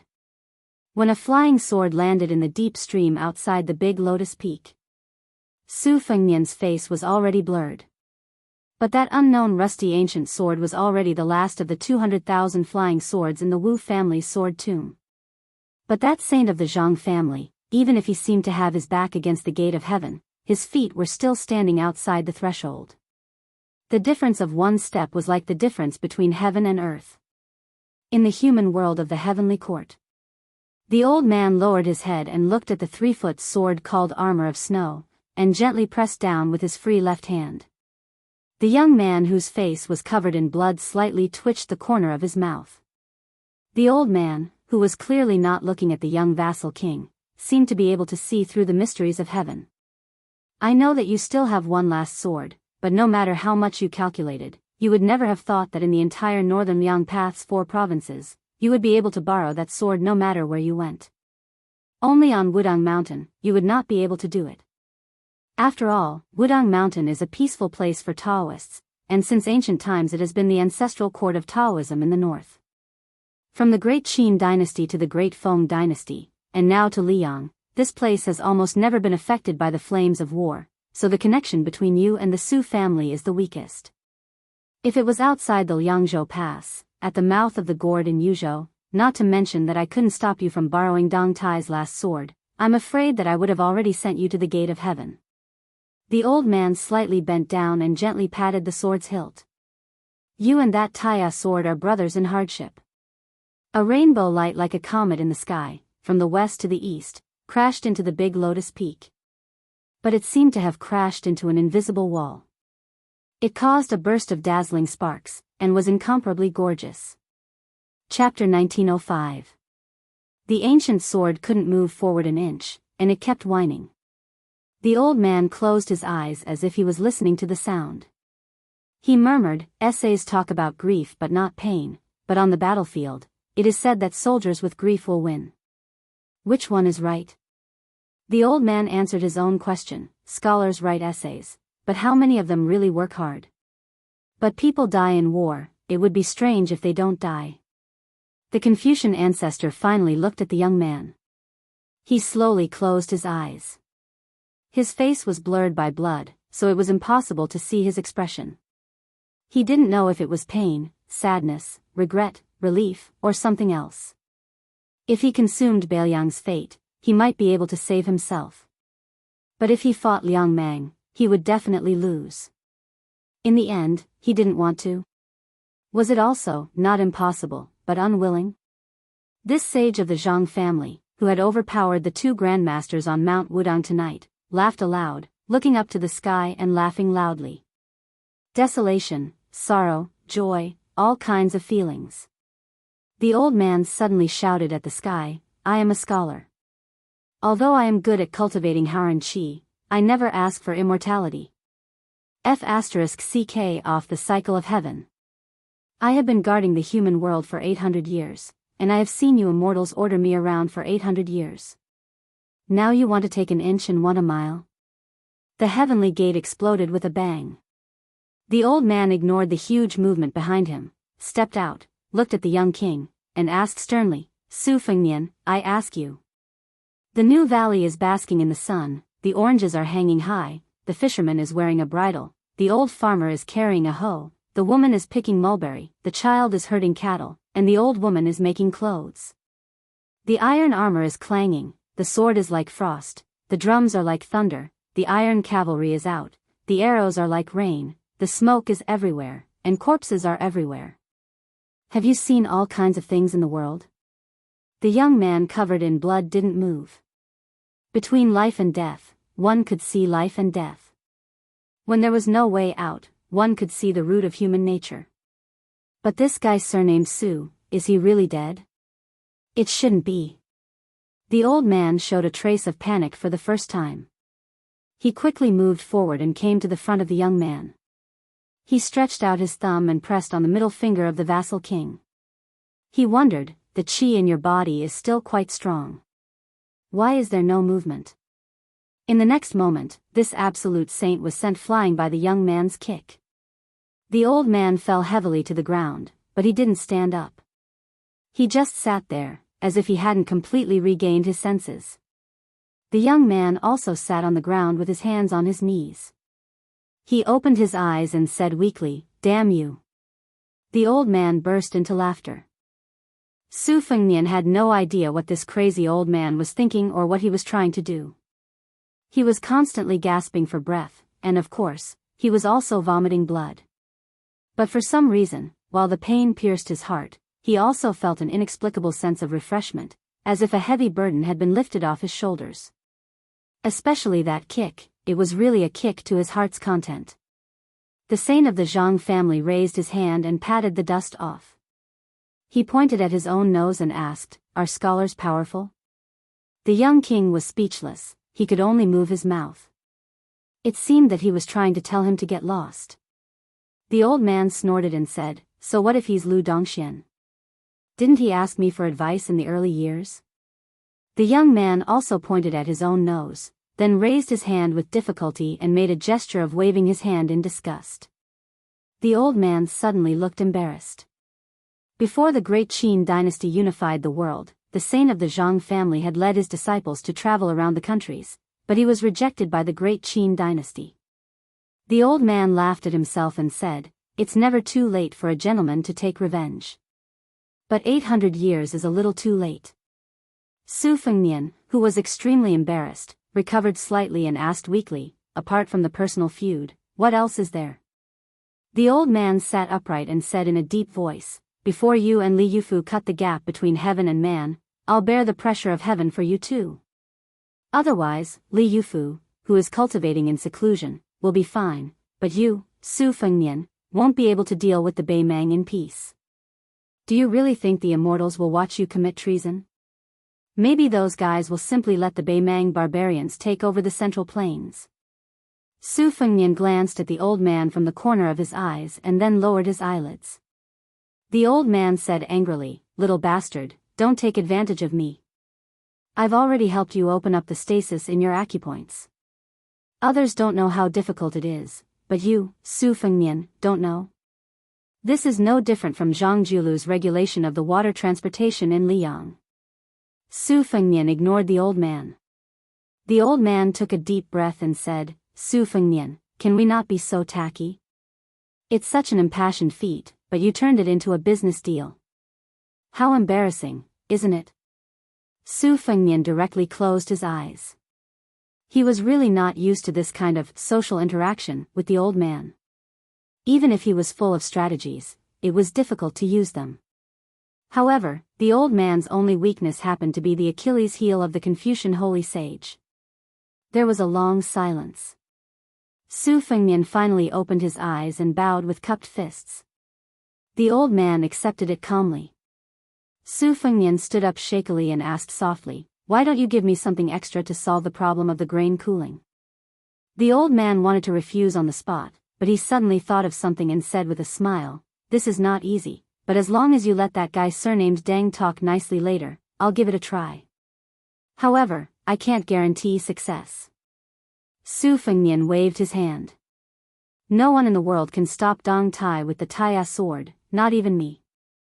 The old man stamped his foot and said anxiously, "Hurry up and hide the Taiya sword." As he spoke, the Taiya sword had already flown back. Su Fengnian gloated and slowly walked toward the old man. The old man smiled and turned to look at the foot of the mountain.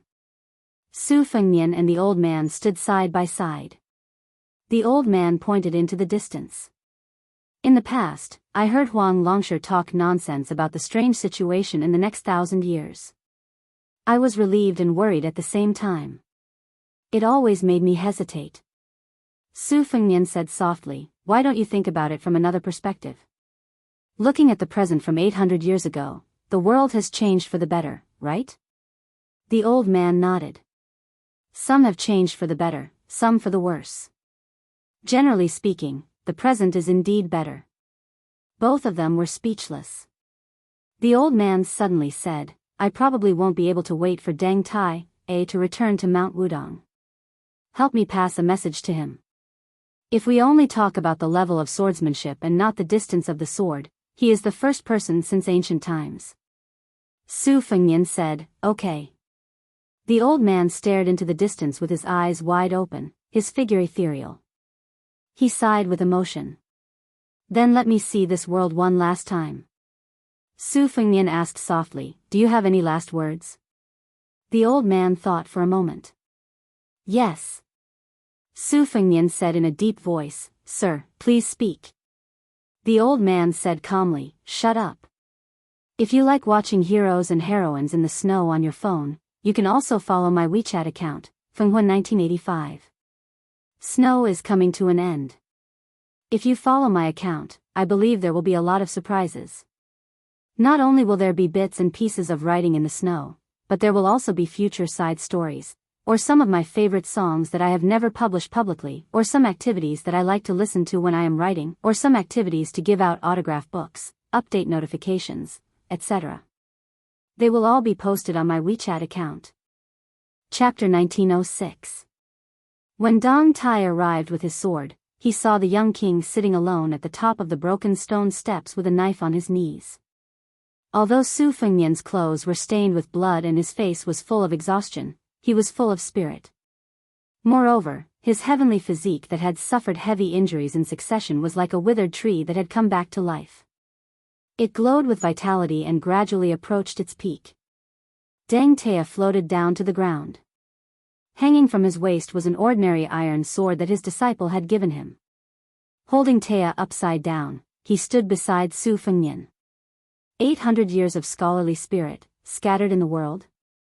Su Fengnian nodded and said, Old Mister was obviously reluctant to leave before he passed away. He stayed up for a few hours and made some arrangements before he passed away on the spot. Dong Tai frowned and said, What about this fight? Su Fengnian smiled bitterly and said, The old man who was the backbone of the Central Plains should be more trusting of Li Yufu, who had a pure Taoist heart. When Master Li escorted the dragon carp along the Guangling River to the sea, the old man must have secretly observed and trusted him. As for me, he did not have much confidence. Not only was I the son of Su Shao, but I was also very likely to fight for the throne. If it were me, I would not be at ease to hand over the old man's belongings. That was why there was such a storm. The old man must have forced me to a dead end and was only willing to let it go when he saw my true nature. The peach blossom sword deity who had no interest in the rise and fall of the world sneered and said, in the end, he still took advantage of his seniority. Su Fengnian did not comment. He turned around and asked with a smile, Is it because the flying sword can't enter Mount Wudong? Dong Tai said frankly, Of course. Once the sword is out, how can it return without any results? Su Fengnian and Dong Tai raised their heads at the same time and looked at the distant sky that was gradually turning white. After the saint of the Zhang family died in a way similar to the immortal Zhenren of Taoism, there seemed to be a new phenomenon between heaven and earth. It was unclear and covered the mysteries of heaven. Heaven and earth were filled with righteous qi. Mixed qi gave form to the flow, abundant enough to fill the firmament. Su Fengnian said in a low voice, to establish one's virtue, to establish one's merit, and to establish one's words. Sir, I really can't do it anymore. Dong Tai crossed his arms in front of his chest. It's amazing, but in my opinion, it's still a little unsatisfying. Su Fengnian sighed helplessly, How can everyone be like you, Dong Tai? You, don't just stand there and talk. Su Fengnian remembered something and said with a smile, That's right, before the old master left, he wanted me to tell you that in his opinion, since the beginning of the sword 1,000 years ago, you, Dong Tai, have the best swordsmanship. Dong Tai grumpily said, The path of swordsmanship is just a sesame seed abandoned by ancestor Lu after picking up a watermelon. Su Fengnian rolled his eyes and said, Talking to you is boring. Dong Tai glanced at him from the corner of his eyes. Su Fengnian asked, How should we deal with the 200,000 swords scattered on the ground of the Wu family's sword tomb? Do we need you to return them? Dong Tai asked in return, Why, do you want to keep them? Su Fengnian hurriedly waved his hand and said, How would I dare? That Wu family's ancestor would fight to the death with Bailiang. I can't go overboard when I use my hoe to steal their swords. Dong Tai said, Then I'll return them all. The Wu family's swords are an eyesore to me anyway. Su Fengnian lowered his voice. Don't do that. You should at least choose a few hundred good swords and secretly leave them behind. Just say that the Zhang family's saint destroyed them. If the Wu family's sword tomb doesn't let them off, go find the Zhang family Saint Mansion and smash them.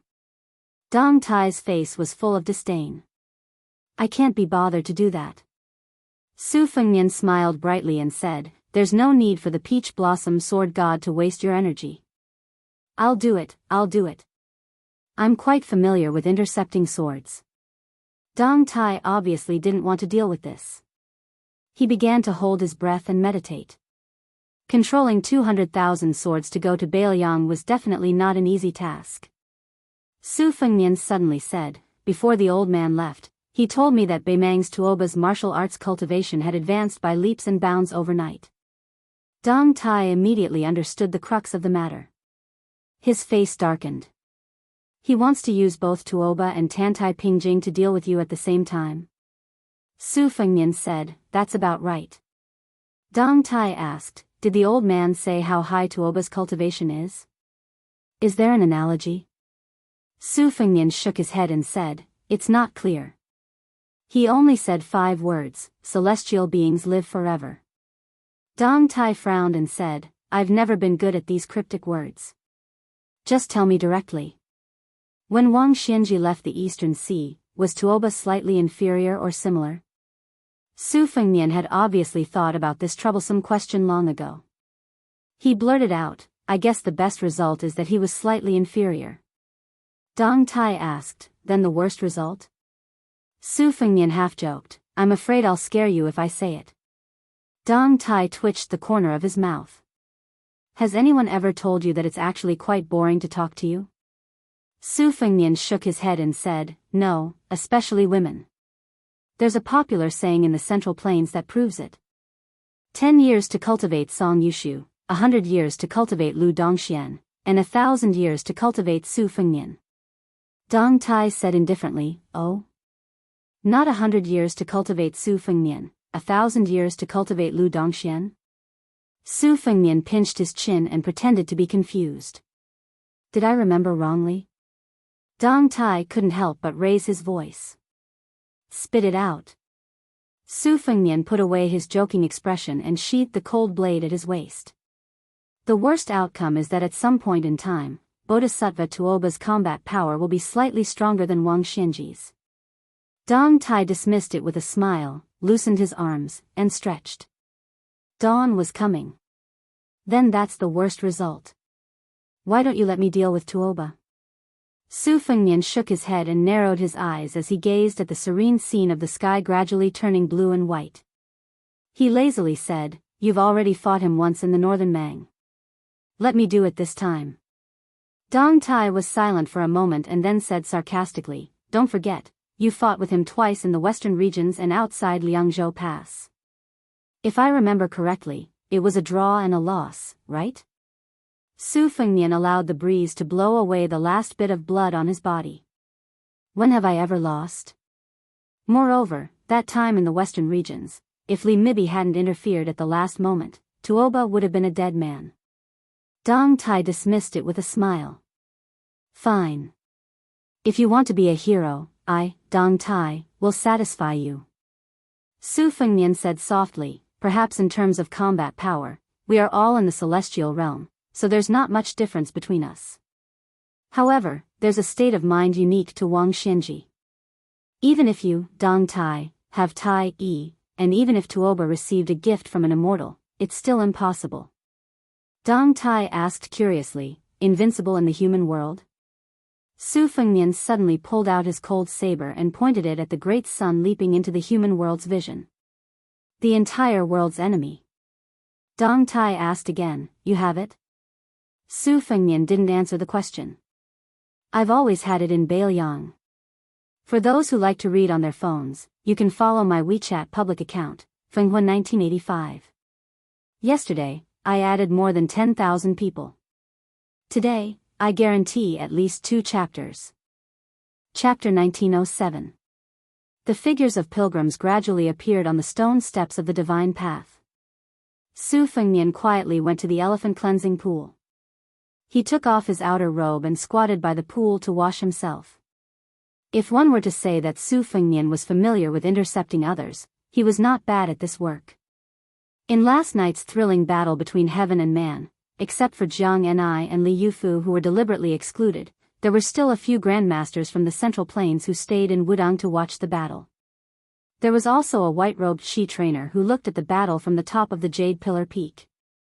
She probably had the idea of benefiting from the battle. After all, whether it was the sage of the Zhang family or the new prince of Liang, Su Fengnian, whoever died would be a great supplement to her fate. If both of them died and she was lucky enough to support both of them at the same time, there might be a real land immortal in the human world. Not only could she live for a long time, but she was also not bound by the way of heaven. The three top masters of Nanjiang, Lu Xianlang, Qing Baishuang, and Ji Luan, stood together on a suspended plank road and looked from afar. The blind female zither player Xue Songguan walked slowly and finally stopped half a mile away. But the person closest to the battle at that time was the man in purple. Just as Su Fengnian was washing clothes skillfully on the green stone slab, there were already groups of Jianghu people in the elephant cleansing pool. Now the Central Plains recognized Wudang Mountain as not only a blessed place for cultivation, but also a precious place for martial artists to understand the heart of heaven. All the Jianghu heroes who heard the news and came here were mostly people who had encountered a bottleneck in martial arts. They liked to sit here cross-legged and look at the waterfall, the pool, and the huge rocks. They would imagine that the previous chief Hong Shixiang used to fight here, sword maniac Wang Xiaoping used to fight here, and great master Su Fengnian used to practice his saber here. They racked their brains to fight for a spot, just like the scene of pilgrims fighting for the first incense. Su Fengnian inadvertently heard a group of people whispering nearby. It seemed to be a nursery rhyme, wood dragon against stone tiger, thousands of gold and silver, who can see through it, and by Yangzhou Prefecture. It was said that the old Prince Liang, Su Shao, had long predicted that Beimang's million-strong army would come knocking on the border, so he prepared for a rainy day. He had already sent the Fu Shui Chamber's men of sacrifice to a hidden secret place, in case the Su family could not stop Beimang's iron hooves from the south, so that the Su family could make a comeback and continue to fight for the world. At first, Su Fengnian thought it was funny, but soon he realized that there was something unusual about it. His heart sank. Guangling Taoist Yangzhou Prefecture had always been the richest prefecture in the Central Plains. Buying Yangzhou Prefecture, with just 5 words, directly described the wealth of the Su family's heavy silver to the common people. Not only that, listening to these people's idle chatter, it seemed that they directly ignored Tide Listening Lake, which should have been the biggest suspect, and directly guessed that Mount Qingcheng and the military town of Linyao were the 2 places. Su Fengnian could not help but be shocked. According to these people who listened to the rumor, the latter guessed that Li Yishan was personally in charge of the Su family's hidden treasures. The poison warrior, who had been hell-bent on scheming for the Su family all his life, used a trick. On the surface, he constantly drove refugees to Liuzhou to confuse the public, and secretly colluded with Mount Lantua in the western region. It could be said that it was a foolproof plan. As for why the former was Mount Qingcheng, which bordered Liangshu, these Jianghu people could not explain. However, Su Fengnian knew that Su Shao had hidden 6,000 soldiers in the depths of Mount Qingcheng. This was a secret that not many people in the Fu Shui room knew about. It was obvious that the person who deliberately spread this nursery rhyme was not only hostile to Beiliang, but also deeply involved in Beiliang's military and political affairs. Su Fengnian had always politely refused to listen to the prophecies and nursery rhymes that had once caused chaos in the 8 kingdoms of spring and autumn. Back then, Huang Sanjia was the founder of a sect that had been founded because of this. Almost all the emperors and monarchs were in a terrible fix because of this. Su Fengnian did not expect that Beiliang would suffer such a calamity today. It was not to say that a small nursery rhyme could really shake Beiliang's foundation. In fact, Beiliang had always valued military power more than literature. In addition, Su Fengnian's series of actions after the hereditary succession, especially the great victory in the First Great War of Liangmang, had already fulfilled his master Li Yishan's request at the beginning of his will: we must continue to maintain the structure of Beiliang as the Su family. Therefore, there was no harm in having a few dozen more of these types of prophecies and nursery rhymes. However, Li Yishan had always repeatedly mentioned that the wind rises at the end of the green duckweed, and the waves rise in the midst of the small waves. I, Li Yishan, do not have extraordinary talents, nor do I have extraordinary strategies. I only have caution in my life, to warn Su Fengnian. Su Fengnian suddenly had some doubts.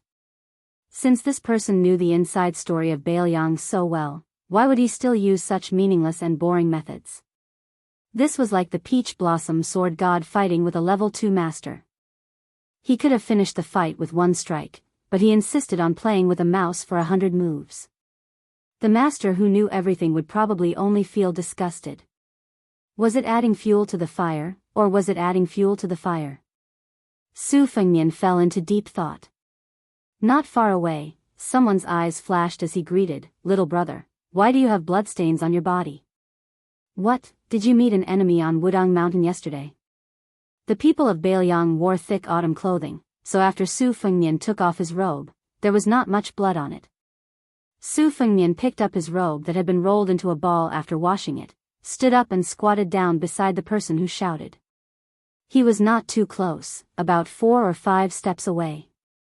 He went straight to the point with a light smile and asked, "Isn't that so? I was beaten up a bit badly. I won't beat around the bush. Big brother, you are a night watchman. How much would it cost to break a leg? If you beat him to death, how much would it cost? If it's fair, according to the old rules, I'll give you half of the payment first." When night watchmen patrolled the streets, they would often clean up the trash on the streets. The night watchmen of the underworld were the kind of people who took people's money to get rid of disasters. That person's eyes lit up. He was not in a hurry to accept this deal that fell from the sky. He carefully sized up this young man with an authentic Bailiang accent, and said with an official accent unique to the Wuyue region of the Central Plains, "Little brother, let me make it clear first. Is your enemy a local gangster or a gangster?" A local gangster was a local, meaning a local snake. A gangster was a foreigner, a dragon that crossed the river. Su Fengnian smiled and said, "A local gangster." That person immediately frowned. Dealing with a Bailiang local was far more difficult than dealing with a stranger. He couldn't help but lower his voice. What, could it be that Lian Ke, or even the seahorse here? Lian Ke, was the picture drawn by a 9th-level official's uniform patch of the Liang Imperial Court, while the seahorse was a military official's patch. To the common people, they were the county magistrate who destroyed families or the governor who destroyed families. As the county magistrate of a county, their ranks were often 8th level or 9th level. Lian Ke, and seahorse became the Jianghu slang for officials and soldiers. They were both people that could not be easily provoked. It should be known that ever since that butcher Su Xiao, the imperial court had a bloody rule of passing the heads of Jianghu people who didn't obey to the rules to the 9 sides. After Liang unified the spring and autumn period, especially when Su Xiao stepped into the Jianghu, the entire Jianghu had to lower themselves. Otherwise, why would the great and city's minister of justice, who was in charge of issuing copper fish bags, be privately called the emperor of the river, king of the lake, and be seen by Jianghu people as the leader of the martial arts world in the imperial court? Su Fengnian slowly said, "That guy had a grandfather who was Lian Ke, but he passed away a long time ago. The family doesn't have any descendants left in the legal world. Think about it, over here, Lian Ke, is nothing. The seahorse is the boss. However, that person has a personal retainer who is empty-handed and doesn't even have a green knife. He should have the strength of a 5th-level official." The lean man and the 4 people beside him exchanged glances and quickly weighed the pros and cons. The 5 of them were gangsters who were used to licking blood from blades in the southern part of Jingji. This time, they had traveled together in Bailiang and their friendship had deepened. In addition, they were all men who knew each other's backgrounds. They already had the intention to cut off a chicken's head and burn yellow paper when they returned to their hometown. Therefore, they didn't hesitate to discuss this business openly. According to the young man's words, the retainer was old and his 5th-level strength could be considered presentable. However, the fist was afraid of the strong and the rod was afraid of the old. The 5 of them all had some fighting skills. As long as they worked together, they would definitely be able to beat the old master to death. However, the 5 of them were worried that they would commit a crime in Bailiang. Once the news was leaked, they would definitely end up being shot by the Bailiang cavalry's crossbows and become hedgehogs. However, a penny was a problem for heroes. Most of them were extravagant people. After drinking 2 or 3 times, they were completely out of money. These 2 days, it was a coincidence that their ancestral graves were smoking. They were actually lucky enough to meet a famous gangster in the southern part of Jingji. The gangster was also willing to humble himself and make friends with him. Then, to burn incense and worship Buddha in the temple, they needed incense, so they needed incense money even more. What was the use of just saying things like, "I've heard so much about you for a long time, and your reputation resounds like thunder"? The lean man cautiously asked, "Which Taoist temple on Mount Wudang does he live in?" This question was asked with great care. Mount Wudang had 81 peaks. The number of peaks was actually not many, less than 30. Taoist temples of various sizes were located on these peaks. Perhaps the Taoist priests of Mount Wudang didn't care about the size of the cultivation area, but the people of Jianghu did. For this Wudang Taoist discussion, naturally they would choose to live on a famous peak or Taoist temple. If they weren't famous, then they would sharpen their heads and live on a higher peak. It was said that many famous schools and sects had developed a gap because of this. They were only restraining themselves because they were afraid of the Bailiang government. Chapter 1908. Seniority in Jianghu, ranking in Jianghu, and ranking in Jianghu were all recorded in the minds of well-informed Jianghu people. For example, there were more than 50 people who were familiar with Jianghu faces in Jianghu in the Great Snow Plateau of Mount Hui. They were all famous big shots who were either immortals or grandmasters. Don't even think about them. The next group of people were mainly people who were qualified to enter the yamen of the Ministry of Justice in the capital city.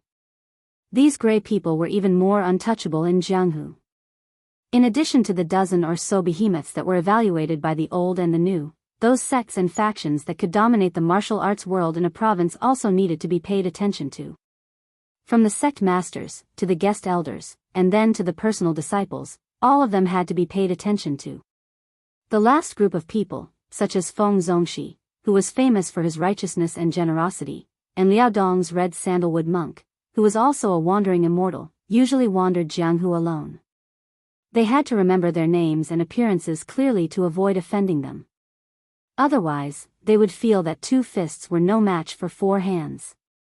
They deserved to drown in the big river instead of capsizing in the gutter. Su Fengnian's face was full of disdain as he said, "It's a small Taoist temple near Shaoyu Peak." He was only able to stay there because his grandfather was a big pilgrim there. Otherwise, with his little ability, he would have been forced to pack up and leave long ago. The lean man said with a smile, "Little brother, may I ask which Jianghu you are from? What grudges do you have with that person?" Su Fengnian smiled, "Brother, you're breaking the rules. Money in the world doesn't have a surname." The lean man, who knew he was in the wrong, laughed and said, "Money is all surnamed Shao." Su Fengnian smiled and pointed at the bluestone, "Here, it has to be surnamed Su." Just when Su Fengnian was about to follow the vine and, casually, talk about the nursery rhyme, an uninvited guest interrupted their conversation. Tong Shanquan, who had a martial virtue and a heavenly treasure, 2 heavy weapons at his waist, walked straight toward Su Fengnian without any disguise. Su Fengnian was not annoyed by this. He believed that the spies of the Whispering Water Chamber on Mount Wudang had already known about this matter. Even if they did not attach as much importance to this matter as he did, he would go back and greet them personally. After all, Mount Wudang was still Bailiang's territory. Even if there were crooks and honest people mixed together, if they were willing to put in some effort, they would still be able to find some clues. As long as the other party was not a one-time deal and dared to continue fanning the flames, the spies of the Whispering Water Chamber would let him know the taste of living a life worse than death. Su Fengnian was not confident in this, but conceded. The world only knew the name of the Bailiang cavalry, but few knew that the Whispering Water Chamber was able to survive in the cracks of Liang's Xiaogo and Beimang's cobwebs and continue to grow. Only the high-ranking generals of Bailiang knew that in the heart of this new Prince Liang, he respected the spies of Bailiang more than the crossbowmen on white horses outside the Liangzhou Pass. Su Fengnian did not stand up. He raised his head and asked with a smile, Master Tong is here to comprehend the saber again? The master of Jin Kyo Dao, who had a quiet temperament but a strong and vigorous saber, smiled and nodded slightly. She tapped the ground with the tip of her foot and nimbly flew towards the giant rock in the middle of the pool. She sat down cross-legged facing the waterfall and placed the two sabers across her knees. Naturally, the lightness skill that she displayed did not carry any worldly aura and did not appear to be superior. However, the young woman's bearing of a master was apparent at a glance. The lean man muttered to himself, why does she look so similar to the legendary young master of Jin Kyo Dao Manor? She also has two sabers at her waist and is also a national beauty? Or perhaps she is a heroine of the Central Plains who admires Tong Shanquan. Su Fengnian joked, brother, do you think that I would know such an unattainable master of martial arts? In the Jianghu of the ordinary heroes of Jianghu, let alone the great snow plateau, even the high and mighty holy land of Jianghu such as Jin Kyo Dao Manor had a plaque hanging at its front door. The beautiful peony green waist, in the manor, the young master of the manor, Tong Shanquan's two sabers were heavenly treasures of martial virtue, and the quality of the two sabers embroidered with winter and spring thunder on someone's waist. Whether or not Tong Shanquan and Chen Tianyuan of the Taibai sword sect, who was also from the southwest of Liang, were an immortal couple, whether or not they had a short-lived marriage, and even whether or not she was secretly pregnant with that young banished immortal. These were all topics of conversation in the Jianghu of the Central Plains, enough to drink a few cups of wine. The fish and shrimps that lived in this Jianghu naturally carried the smell of dirt.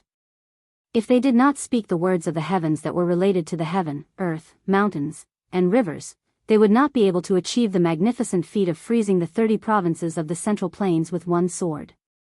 They went to the martial emperor's city to pay homage to the high wall that was once filled with divine weapons, went to the great snow plateau of Mount Hui to see the goose feather snow, went to the Dongyue sword pool to see the words, high mountains, deep waters, long sword, carved in cursive script, went to Yuyan Mountain Villa to see the Dragon Rock sword furnace forging swords, went to Beiliang's Lingzhou restaurant to drink green ant wine, went to the Quicksnow Mountain Villa to admire the scenery of the Spring God Lake. These were the blessings that they had been dreaming of. A young swordsman carrying a box on his back who was passing by the elephant washing pool unintentionally saw Su Fengnian and his face was full of surprise. He was the young master of the Yuyan Mountain Villa, Zhang Chunlin. Yesterday when Xianyuan Qingfeng of Mount Hui was drawing lots, he had already recognized Su Fengnian who was squatting at the stall next door and eating pancakes. After Zhang Chunlin returned to his residence yesterday, he used up a large jar of saliva before he finally found out the exact location of the new Prince Liang from an old Taoist of the Qing generation on Mount Wudong.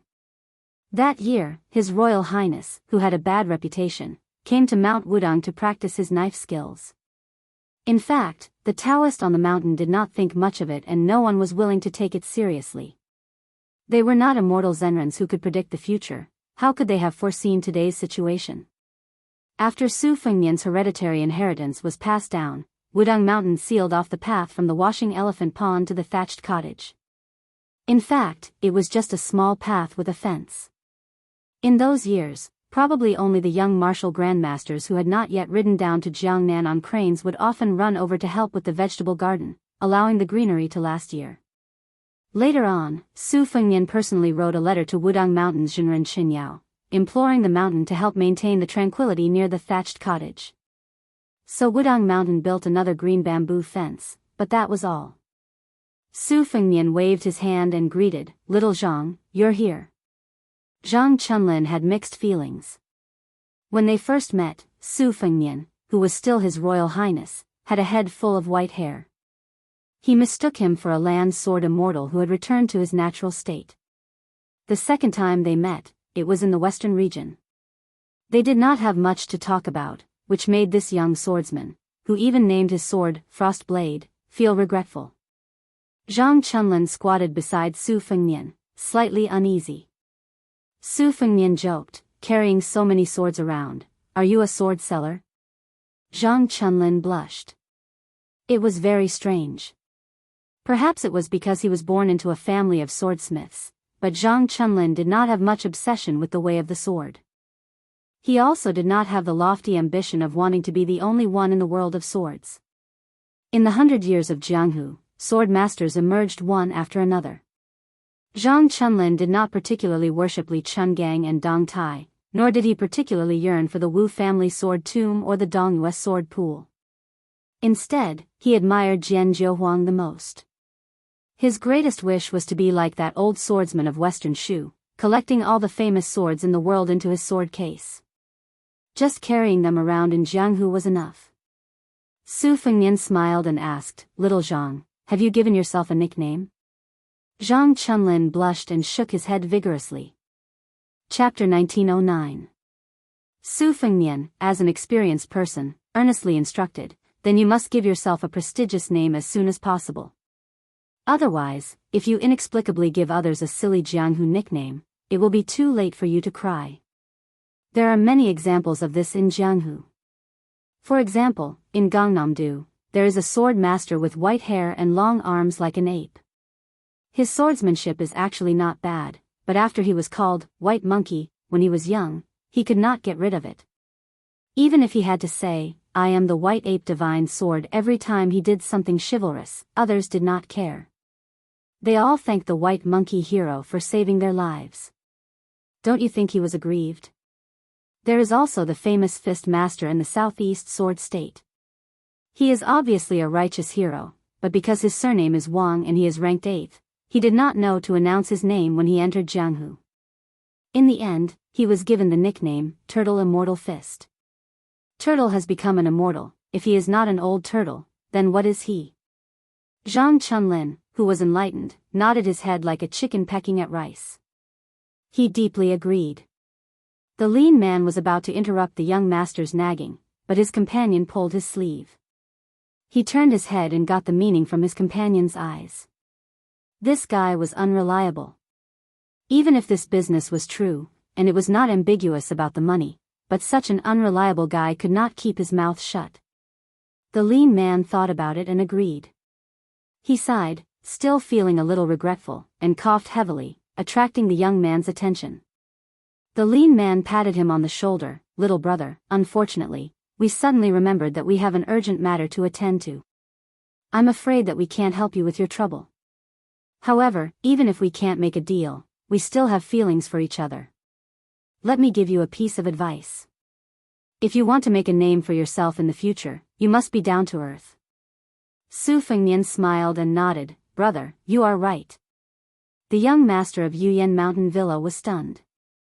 After the 5 people left, Su Fengnian accompanied Zhang Chunlin and chatted for a while by the elephant cleansing pool. As more and more Jianghu people came here to comprehend martial arts, Su Fengnian was the first to stand up and leave. Although Zhang Chunlin was still somewhat unsatisfied, he could be considered to have come in high spirits and returned in high spirits. However, the young man did not understand why his benefactor ended up talking about the female head of the Jin Kyo saber manor, so he casually spoke his thoughts. He heard that the woman surnamed Tong was extremely talented, and practiced the saber very hard, but her temperament was old-fashioned. Therefore, even if Zhang Chunlin met her, they would not hit it off. In the end, Zhang Chunlin even laughed and said that a beauty riding a horse and drinking to her heart's content was the most beautiful. Therefore, even if the female manor head's appearance was enough to topple cities, she could not be considered a true beauty. Zhang Chunlin had a lot of fun talking. Before leaving, the young lord patted him on the shoulder and said something that confused Zhang Chunlin. "Jianghu can be big or small. Don't be so straightforward when you see manor head Tong in the future." Zhang Chunlin watched as Su Fengnian left. Then he seemed to feel a murderous aura behind him. He suddenly turned around and saw a young unfamiliar woman sitting alone on a boulder. She turned her head and looked at him. Then she smiled and said, "Jin Kyo Saber Manor, Tong Shanquan. Greetings, young Master Zhang." Everyone said that after Mount Huishan Ze, who monopolized the 3 chiefs of auspicious talisman, the female sword immortal was the Empress of West Chu, Jiangxi. The fist master was Martial Emperor City's Linya. The female saber saint was Southern Zhao's Tong Shanquan. Zhang Chunlin's mouth twitched as if he was struck by lightning. He could not say a word. Tong Shanquan, who probably would not ride a horse and drink in her life, slowly turned her head and no longer paid attention to the young manor head of Yuyan Mountain Manor. Su Fengnian leisurely returned to the front of the thatched cottage. Jiang and I was sitting on a small bench under the eaves. Su Fengnian said softly, "It's nothing. I just fought with someone in a daze, and in the end I took advantage of him." She blinked her eyes. Su Fengnian stretched out his hands. His hands were empty. He smiled and said, "You can't earn half a copper coin for this kind of thing." She asked softly, "When are you leaving Mount Wudong?" Su Fengnian moved a stool and sat next to her. "I have to leave immediately." She whispered, "Are you going to Mount Qingliang or directly to North Rejecting City?" Su Fengnian smiled. "North Rejecting City is about to be built. Many people are waiting for me. Of course I'm going directly to Liangzhou Pass." She said as if relieved of a burden, "Then I'll go too." Su Fengnian nodded. "Okay." Su Fengnian then asked curiously, "Today, Wudang Mountain's Great Lotus Peak and Purple Sun Palace will be discussing the Tao and martial arts. There will be a lot of elusive grandmasters appearing. Aren't you going to take a look?" Jiang and I said unhappily, "What does their quarreling have to do with me?" Su Fengnian could not help but laugh. Jiang and I asked carefully, "There are so many copper coins here. Won't they be stolen?" Su Fengnian shook his head. "I'll talk to Mount Wudong. If there's even a copper coin missing, we'll go to Purple Sun Palace next time and make a scene." Jiang and I smiled. "You can go by yourself." Su Fengnian was also amused by his own words and did not say anything else. He enjoyed this rare moment of leisure. Jiang and I tilted her head. "Then I'll only bring my sword case?" Su Fengnian nodded and suddenly said, "This time, we'll leave in style. Let's not be sneaky. When the time comes, you'll take me to sword kinesis flight. Remember to be slow." Jiang Ni's cheeks blushed slightly. Su Fengnian took her hand and stood up. He laughed aloud and said, "Let's go. Let's go to the outside of Liangzhou Pass. I'll take you to see the magnificent picture of iron cavalry guarding the border pass, like halberds crossing the river." The great Liang dragon sparrow soared slowly ascended and a young man and woman left Big Lotus Peak under the gaze of everyone. After Hong Shixiang and Su Jihu, there was another immortal couple in the world. It was also on this day that a middle-aged man with 2 swords at his waist left the old donkey that had accompanied him for thousands of miles on Little Lotus Peak to accompany the old green ox. A blind female zither player slowly descended the mountain alone under the reluctant gaze of a young man who claimed to be useless. She descended the mountain only for his peace of mind. There was an average-looking short man who said to a Miaojiang woman before he went down the mountain, "If I die, find a handsome man and marry him." An elderly Confucian scholar with 2 people beside him bowed deeply to the sea of clouds at the edge of the cliff. He straightened his back and said loudly, "This junior bids farewell to Sage Zhang. The scholar Qing Baishuang has lived up to his teachings." A woman in purple stood on the roof of Purple Sun Palace. She raised her head high and looked at the young man and woman who were flying further and further away. She sneered lightly. An elderly Taoist rubbed the head of his disciple's disciple. Then, he smiled at an even older senior brother. "Wudong is worthy of cultivating in this life." An elegant Taoist from Mount Longhu bid farewell to a Taoist from Mount Wudong. "If there's a chance, I'll come for tea again." An old man gently picked up his sword in the room. After hanging it properly, he said to himself, "How can my Dongyue sword pool not have one person dying outside the pass?" On this day, Dong Tai, Xianyuan Qingfeng, Wei Miao, Mao Shulang, Qing Baishuang, Ji Lu, and Qi Xianxia, Chai Qingshan, Shui Songguan, and Yu Xingrui. The 10 grandmasters of the Central Plains left Mount Wudong at the same time and headed outside Liangzhou Pass. After the snow ends, there will be a short story related to the snow. It will be about 200,000 words in total. It will be updated continuously on the public WeChat account Fengwen 1985. So, you must pay attention to it. The story of the snow that has been nagging for more than 4 million words is really coming to an end this time. So, those who haven't subscribed yet and those who are in the mood to do so, please subscribe. You don't have to subscribe all the time. It's also good to help increase the number of high subscriptions. Chapter 1910. In Bailiang's Dowling Prefecture, there was a crowded and bustling shipping dock. This dock had been greatly expanded in the hands of the previous provincial governor, Su Beiji. It was not as if the Lingzhou officialdom did not complain about the waste of money and manpower. Other than the dock, there were also huge granaries that were no less than Liang-a. This provincial governor had built a lot during his time in office. However, who did not know that Su Beiji was known as the most favored Bailiang? In addition, Bailiang had never had the custom of censuring officials. At most, the officials and scholars in the officialdom would privately criticize him. Naturally, no one was willing to go to Mount Qingliang to be rejected. It was probably because Su Beiji's official reputation in Lingzhou was terrible. After the newly appointed provincial governor, Chang Sui, took a break to recuperate.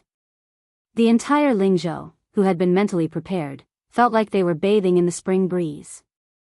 They were full of praise for this scholar who came from the Shangyin Academy. Today, at the dock, under the escort of 200 of Lingzhou's most elite light cavalry, 2 carriages slowly arrived. 2 elegant men in official robes walked out. They were the proud disciple of the literary grandmaster, Han Guzi, the provincial governor of Lingzhou, Chang Sui, and the father-in-law of the new prince of Liang, the Central Plains Lu Jianke, Lu Dongjiang, who had just been promoted from the provincial governor of Liangzhou to the deputy administrator of Bailiang. In just a short year, Lu Dongjiang had sat in the 3rd position of Bailiang's civil official. Although it was a typical case of a father relying on his daughter, the Bailiang officialdom was pragmatic. It was not good for reputation. It did not have the complicated formalities of the Liang imperial court, such as whether one had a Jinshe background or served in the Hanlin Academy. Lu Dongjiang's official rank was the same as Song Dongming's. However, Lu Dongjiang was in charge of the government affairs of Yuling and Song Dongming, while Song Dongming was in charge of Lianglu and Lianglu. It was a bit like they were equals. Therefore, not long ago, a member of the Qingzhou Lu family said at a family banquet, Tai'an City once had a conflict between Zhang and Gu. Now, Bailiang also has a conflict between Lu and Song. It is a conflict between gentlemen. As for Wang Linquan, he is just a merchant who stinks of money. The 2 meanings of this flattery made Lu Dongjiang, who had entered Bailiang and Lianglu, deeply agree. Although Lu Dongjiang still had some grudges against his ruthless daughter, Lu Qingyan, after such a meteoric rise, he gradually let go of this troublesome matter under his nose. Lu Dongjiang knew that if the Lu family wanted to continue to prosper, even if Lu Qingyan really did break off relations with the Lu family, with or without Lu Qingyan at Mount Qingliang, the Lu family's fate in Bailiang's officialdom would be completely different. Whether or not Lu Qingyan could sit firmly in the position of consort to the king of Bailiang, the Lu family status would also be turned upside down. Recently, Lu Dongjiang had been thinking about whether or not he should invite his daughter and son-in-law back to the Lu family for the spring festival this year. They were a family that had gone through thick and thin together. Even if Su Fengnian was a noble vassal king, it wouldn't be too much to ask for him to accompany them to have a harmonious New Year's Eve dinner, right? Unlike the deputy administrator's brand new official robe, the governor Chang Sui's official robe was old and wrinkled. His originally fair face had also become dark. When the 2 of them stood together, Lu Dongjiang, who was older but well-maintained, looked younger. Although there was not much difference between the 2nd-rank Golden Rooster official patch and the 3rd-rank Peacock official patch, both of them were well-deserving of the title of governor of Liang. However, the former was a genuine central official of the imperial court, while the latter was a powerful official who governed a region. There was still a fine line between the former and the former. However, Lu Dongjiang was a famous scholar who had enjoyed a good reputation in the scholarly circles of the Central Plains for many years.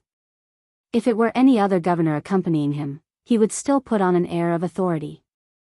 However, in front of Chang Sui, who was a brilliant disciple of the literary grandmaster Han Guzi, a well-known teacher Ji Shang of the Shangyin Academy, and also Su Weisheng's senior martial brother, Lu Dongjiang naturally regarded him as a kindred spirit.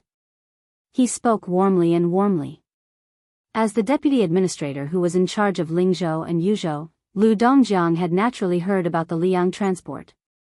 He knew that the imperial court had originally promised to guarantee that 1 million dan of grain would enter Beiliang before autumn. However, until now, not even half of the grain had reached 500,000 dan. There were 3 batches in succession, scattered and hidden, and only 400,000 dan of grain. The Liang transport had 2 lines, horizontal and vertical. The horizontal line had the Guangling River as the main stem. Xiangfan City in Qingzhou, which was regarded as the waste of the Central Plains, was an important transit point for grain. However, no one had expected that the young vassal Zhao Sun would rebel with the Yan king Zhao Bing and the Shu king Chen Jibao. It was said that he was going to be elected as the new emperor. As a result, the Zhao imperial court lost half of the Jinggan Road's jurisdiction, and the grain transport was delayed again and again. Lu Dongjiang could only lament that this was an unlucky year. Chang Sui accompanied Lu Dongjiang to the shore of the ferry. The boats on the river were piled up like they were walking on flat land. The 2 sides of the pier were bustling with activity, which surprised Lu Dongjiang.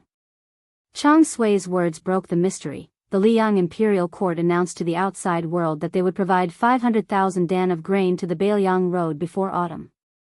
In reality, our prince and minister Qi Yanglong had agreed on 1 million dan. In reality, this autumn, under the supervision of Qi Yanglong and Huan Wen, close to 800,000 dan of grain had been shipped into our Lingzhou granary. However, out of consideration for Liang's reputation, we only said to the outside world that we had received 400,000 dan. Since the weather was good and the political matters were clear, Lu Dongjiang was pleasantly surprised. However, he immediately realized that the Lingzhou provincial governor beside him, who had suddenly taken a high position, did not seem to be in a good mood. Chang Sui said calmly, "Sir Lu has just taken office, so there are some things that you might not be clear about. Apart from promising 1 million dan of grain before autumn, the Liang imperial court also promised to ship in 2 million dan. However, looking at the current situation, that seems to be far away." Lu Dongjiang was confused. The Central Plains is in chaos, and the Jinggan Road is also under the jurisdiction of the rebel vassal King Zhao Sun. It is reasonable that the imperial court is unable to control the grain transport, right? Chapter 1911. The spring snow building of the Guangling Wangfu had changed owners. In reality, half of Liang had changed owners that night. Naylan Yusi, who had planned all of this, sat at the mouth of the Rouge Well at the peak of the mountain by the river. There were a dozen rainflower stones produced by the Guangling path in one hand. He picked them up one by one and then threw them into the well. Beside Naylan Yusi stood sword immortal Tang Shi Lu Baijie, who had been reduced to a prisoner. Unlike the administrator Wang Xiongui, who had been locked in prison, as the Guangling path Jidushi, Lu Baijie was not restrained as long as she did not leave the Wangfu. Lu Baijie asked, "Mr. Naylan, what business do you have with me?" Naylan Yusi lowered his head and bent down to look at the black well. He said with a gentle smile, "While the Yan Chi Wangfu has some spies and death warriors who have been rooted in Great Peace City for many years, and some of them have high positions, they cannot compare to Mr. Tang Shi, who has been in the center for a long time. I want to know how many of the important officials of Liang in Great Peace City who are qualified to attend the small court meeting of the Divine Cultivation Hall are loyal officials, how many of them will waver in times of danger, and how many of them are not loyal to the young emperor. If Mr. Tang Shi is willing to speak frankly, we will be able to act accordingly. In the future, there will be fewer ghosts in Great Peace City." Even if he was speaking extremely vicious words, this strategist's voice was soothing and his smile was shallow. He was truly a romantic figure that was hard to dislike. Lu Baijie shook her head and said, "Mr. Naylan is thinking too much." Naylan Yusi had an expression that said he knew it. He waved his sleeve and stood up. He said with a smile, "Let's go, I'll take you to a room. I spent 3,000 dan of rice to gather a study for Mr. Tang Shi." Lu Baijie was confused. A study as a gift? And what was with the 3,000 dan of rice? Not to mention Great Peace City, where every inch of land was worth its weight in gold, even in her hometown, Gangnam-do, 3,000 dan of rice could be converted to silver to buy some good study supplies. Naylan Yusi said confidently, "Mr. Tang Shi, please wait and see." You will not be disappointed. Lu Baijie followed Nalan Yusi to a secluded courtyard in the Wangfu. After passing through the corridors and buildings, Nalan Yusi pushed open the door and extended his hand, indicating Lu Baijie to enter the room first. The first thing that came into view was a table made of yellow rosewood with black lines. Because it was a short table, it was naturally not a desk that was used to place expensive and elegant items. However, the waist of the table was made of banana leaves, undulating like water ripples, flowing elegantly. On the side, there were branches of flowers and birds, giving it a sense of fancy. The lower part of the table was carved with dragon horns and teeth. When one looked back, it was full of vigor. The study table further away was a long table with dragon patterns. The 4 treasures of the study on the table were all treasures that any scholarly family in Gangnam-do would want to worship. Nalan Yusi walked to the side of the table, 2 fingers holding the lid of an ancient and cute purple clay teapot. He raised it up high, but the body of the teapot did not fall. He said with a smile, "This is the heaven and earth tea teapot that has been lost in the old Dongyu." When this teapot was popular in the north and south of the Yangtze River, the matter of drinking tea had already taken a back seat. It became a peerless item for people to enjoy. Now, it is even more difficult to buy with money. There is no way around it. Most of the people of Dongyu like to bury a heaven and earth tea teapot with them when they die. Mr. Tang, she is a divine hand in the way of tea and should know better than me. This teapot is not ordinary. Lu Baijie just glanced at the teapot and looked around. She asked with a heavy face, "All the items in this room only cost 3,000 don of rice?" Nalan Yusi laughed and said, "Don't worry, it is definitely not because of the war in Guangling Path that caused the noble families to sell their treasures cheaply. To put it bluntly, since the fall of Dechu 20 years ago, the officialdom of Guangling Path was full of villains who suddenly became rich and powerful. There were not many valuable family names. Otherwise, they are just fence-sitters. This time, the owner of the Spring Snow building changed. Most of them changed their rudder very quickly. There is no need to take out these good things to exchange for gold, silver, and rice." Nalan Yusi suddenly squatted down and went under the dragon pattern table. Then, he stuck his head out and waved at Lu Baijie. Lu Baijie was confused by this strategist. After hesitating for a moment, she followed his example and went under the table. Nalan Yusi rubbed the bottom of the table with his fingers and said with a smile, "It is not easy to light a candle in broad daylight. However, with the eyesight of Tang Shi Sword Fairy, she should be able to see the origin of this item from the handwriting. It is here." Lu Baijie followed Nalan Yusi's finger and looked up. She saw that there seemed to be 6 words carved with a dagger. It was crooked. Except for some childishness, it did not have the demeanor of a master. However, Lu Baijie was shocked on the spot. The 6 words meant that there were 3 people with no surname: Feng Nian, Jihu, and Longxiang. It should be known that Su Jihu, who was married to Jiang Nan, was Lu Baijie's niece-in-law. Lu Baijie was also the family elder who loved that woman the most in the Lu family. Therefore, Lu Baijie confirmed that this was undoubtedly Su Jihu's handwriting. Moreover, Lu Baijie knew that in Mount Qingliang, Su Jihu and Su Wishang had an ordinary relationship since they were young. Therefore, among the 4 children of the Su family, only Su Wishang's name was missing. This was strong circumstantial evidence that the world could not fake. Lu Baijie could even imagine that many years ago, the girl in red sat on the ground and carved words with a knife. Lu Baijie was silent for a long time. Even after leaving the table with Nalan Yusi, she was still unwilling to speak. Nalan Yusi's face was full of joy. I guess even the owner of the table didn't know that his sister had carved words under the table. Otherwise, he would not be willing to sell it. Lu Baijie thought of the young man who asked her in the early years if she could sell him some benevolence, righteousness, and morality. Her mood was complicated. She smiled bitterly and said, "Why did the Su family have to do this? Didn't Mr. Nalan say before that after Zhao Sun left Qingzhou, he lost control of Jinggan Road? How could he stop the grain from going cold? Moreover, you have no intention to touch Jinggan Road for the time being." At first, I thought you were worried that the troops would be too scattered and the front line would be stretched too long to prevent Wu Zhongshuan's army from going south in one go. Now it seems that it was your idea? You deliberately let Bailiang and the imperial court be dirty because of this. Were you afraid that once the Bailiang frontier army unexpectedly won the Second Battle of Liangmang, the Su family's cavalry would still have the strength to go to the Central Plains to quell the rebellion? Nayland Yussi leaned against the window and said playfully, otherwise, do you think an old assistant minister of the Ministry of Appointments, Wen Tai, could return to Qingzhou so smoothly to be the administrator? It is one of the laws of Liang that officials of the imperial court are not allowed to be officials of their hometown. Nayland Yussi's smile deepened. He clicked his tongue and said, no matter how old Wen Tai is in the capital, no matter how strong his official connections are in Graydon City, he should be promoted to a civil official leader somewhere else.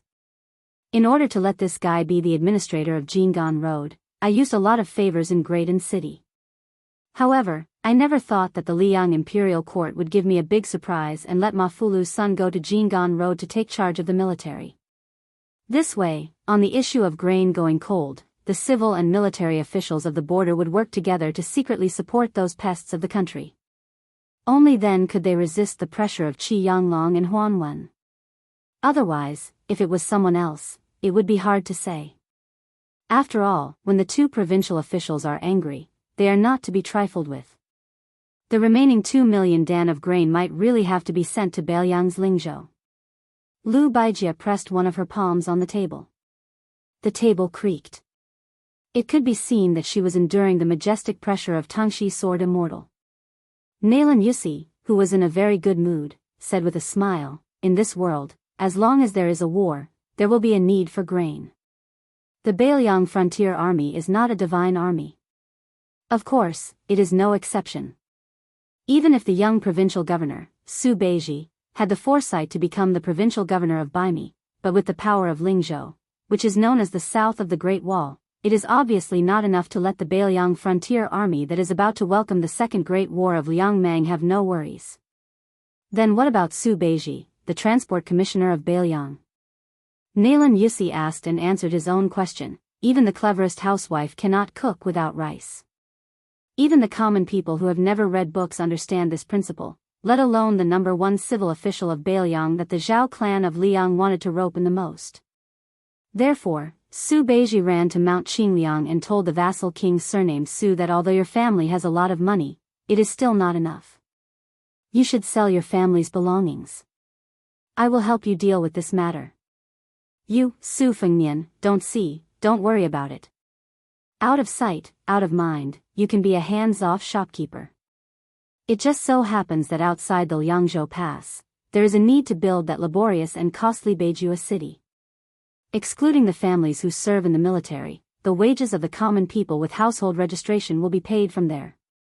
As for the grain for the border army, it will be earned from the people who come to our Lingzhou to buy your Su family's belongings.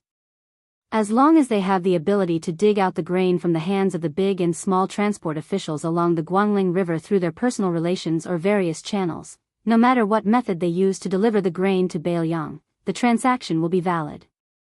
Chapter 1912. Nayland Yussi pointed at a folding fan beside Lu Baijie's hand. The fan made by the old Western Shu dynasty is the painstaking work of Ma Xiaoguan in his later years. There are only 2 left in the world. One is in the imperial study of Emperor Liang. Probably because of the hot summer, he just wants to look at it and is reluctant to waste it to invite the cool breeze. The other one is in the hands of you, Mr. Tang Shi. Do you know how much rice was used to buy this fan? 600. It sounds like a small amount, right? Even if you have to pay for the cost of the relationship with the buyer, you still earn a lot, don't you think? But let's not wrong the king of Bailiang. He doesn't know how expensive the rice is. The calculation in his mind is not the same as ours.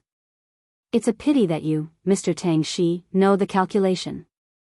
Even Qi Yanglong and Huan Wen, the 2 pillars of the country, know it, but it's still useless.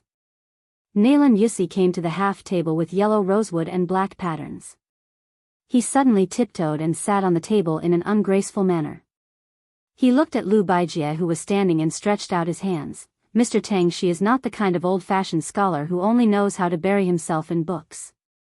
He used to be the minister of the Ministry of War in the capital. Although he is not the head of the Ministry of Revenue, he naturally knows the annual rations of the people in the Central Plains and the border army. Although the local customs are different and the rich and the poor are different, they are roughly the same. Mr. Tang Shi is the son of a rich family in Gangnam-do. He knows that you, the richest people in the world, eat extravagantly and have as many as 4 or even 5 meals a day. Ordinary people can also maintain 3 meals a day. 2 shows and 3 stews need to be full. The most expensive fresh fish is yellow rosewood. This saying even makes me, who is far away in Nanjiang, envious. Nalan Yusi gently shook one of his hands. On the other hand, Bailiang is poor. Even the people in Lingzhou have 2 meals a day. In summer and autumn, they have 2 vegetarian meals and 1 meat meal. In spring and winter, they have 3 vegetarian meals and 1 meat meal. In spring and winter, they have 3 vegetarian meals and 1 meat meal. The young and strong who need to do heavy work can each drink a spoonful of wine. In this way, the young and strong in Bailiang consume about 11 dawn of rice a year, and the rations for women and children are reduced by half. If a family of 5 people is counted, because there is usually one young and strong in the family who is in the border army outside the Great Wall, a family in Bailiang with only one young and strong in the Great Wall needs 16 to 17 dawn of rice a year. With Su Beiji's food collection measures in Lingzhou 2 years ago, it can roughly guarantee that the food of the people in the Great Wall will not be affected by the war for 3 years. In a critical moment, it can even provide 500,000 dawn of rice to the Bailiang border army. However, this is already Bailiang's limit. The second battle of Liangmang is imminent. If they fight for a year, with each young and strong in the border army getting 11 dawn of rice a year, by next autumn, they will need 1 million dawn of rice. Nalan Yusi lightly patted his palm and smiled. However, the court has only sent 800,000 dawn of rice. The remaining 2 million dawn of rice that was promised is something that even I can't turn around. Furthermore, it is easy to go from frugality to extravagance, but it is difficult to go from extravagance to frugality. For no reason, we will lose a total of 3 million dawn of rice every year. Cutting off one's path to wealth is like killing one's parents. How can this be tolerated? Moreover, we are giving it to those Bailiang barbarians. If we give it to the great pillar state Gu Jintang's 2 vast border army, then we can just pinch our noses and accept our fate. It is not good to throw away our lives for money and future prospects. However, aren't the Bailiang barbarians and the Baimang barbarians dog-eat-dog right now? We can just drag it out. The Su family's iron cavalry can't even protect themselves. How can they free up their hands to compete with us, the transport officials who are far away? The 4 legs of the desk under Lu Baijia's palm shattered with a bang. The entire desk fell straight to the ground, and the once priceless but now incomparably lowly scholarly furniture scattered in all directions like birds and beasts. Nalan Yusi turned a blind eye and continued with a smile. Of course, a cornered dog will jump over a wall. The Bailiang side doesn't just rely on cheap sellers to exchange for provisions. Didn't the young man surnamed Su create a large and powerful fish dragon gang? He let them pave the way all the way down the Guangling River, bringing countless antique collections to open shops in various places. Of course, these Jianghu people's fists are also quite strong. It is said that Transport Commissioner Su Beiji has already spread the word that if anyone dares to delay the fish dragon gang's legitimate business, he will let the Bailiang cavalry personally knock on their door and reason with them. In fact, the yamen on both sides of the river and the local garrisons that were previously scared out of their wits by the 10,000 great snow dragon cavalry were really shocked by this move. Therefore, at this time, they need me, Nalan Yusi, to muddy the waters again. Nalan Yusi stretched out a finger and pointed at his own nose, smiling brightly. Lu Baijia clenched his fists and stared at the only remaining figure of those strategists. Zhao Chengling, Huang Longshi, Yuan Benshi, and Li Yishan had all died one after the other. It seemed that only this Nalan Yusi had lived to the end, and seemed to have had the last laugh. Lu Baijia asked, "You, Nalan Yusi, just want to help Zhao Bing usurp the throne?" Why do you have to do this? Nalan Yusi's smile faded, his hand supporting the delicate yellow rosewood table. My efforts in Bailiang have never been less than in Great Peace City. Lu Baijie, who had always been gentle and elegant, asked angrily for the first time, are you really not afraid that the Bailiang of Liyang will fight, and only Beimang will benefit? Nalan Yusi, what do you want to do? Nalan Yusi did not care about Lu Baijie's murderous intent at all. He said lazily, those who know me know my worries, those who do not know me ask what I want. Then Nalan Yusi turned and smiled at the door. Move back, Mr. Tang, she is just joking. Lu Baijie laughed in anger. I am joking with you, Nalan Yusi. Nalan Yusi asked in response, otherwise, can you really kill me? This sword immortal Tang, she immediately became dejected. Lu Baijie had never been so disheartened. Lu Baijie had never felt so helpless, whether it was when he was willing to be silent in a family full of heroes for a woman, or when he was exiled from Great Peace City by the Emperor of Liyang, or when he became a prisoner in the Spring Snow Building. Nalan Yusi jumped off the table and sneered softly. The entire Central Plains will be as helpless as you. You, Lu Baijie, are the first person to experience this. Lu Baijie silently crouched down and flipped over the table. He looked dazedly at the words the woman had carved in her early years. After Nalan Yusi finished speaking, he slowly walked out of the room and did not forget to close the door for Mr. Tang Shi. That sentence was, I want to see how the young man surnamed Su will help you guard the northwest gate of the Central Plains. Nalan Yusi walked out of the house, left the courtyard, and climbed to the top floor of the Spring Snow Building.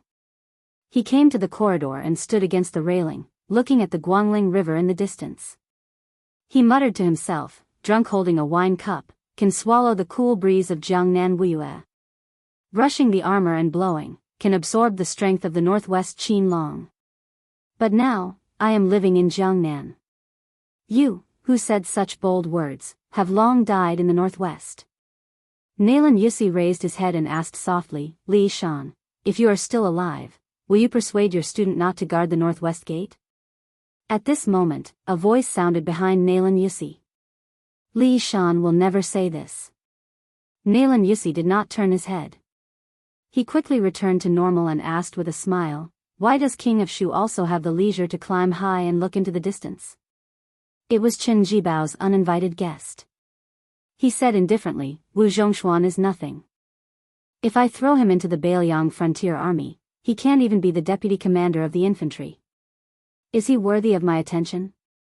Nalan Yusi finally turned around. He leaned against the fence and said with a smile, don't say this in front of Zhao Bing. It's too much of a slap in the face. Back then, Wu Zhongshuan and I, Nalan Yusi, were the right-hand men of King Yen. Qin Jibao sneered, so your Nanjiang army is only fit to have internal strife in the Central Plains. Nalan Yusi sighed, Qin Jibao, you really have to change your temper of only being willing to speak the truth. In other words, Nalan Yusi obviously did not deny Qin Jibao. He acquiesced in the contempt of the Bailiang Protector General for the elite army of Nanjiang.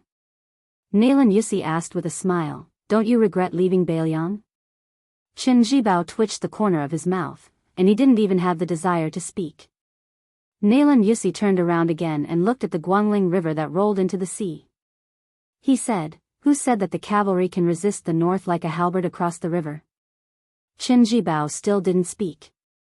Nalan Yusi leaned on the railing and gently rested his chin on the back of his folded hands. Bailiang, homophonic, sad, inauspicious.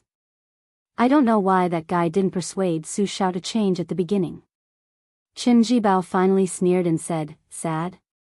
He walked to Nalan Yusi's side and laughed, my Bailiang cavalry has 300,000 soldiers.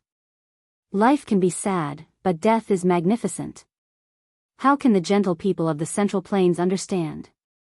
Nalan Yusi whispered, did you say I Bailiang?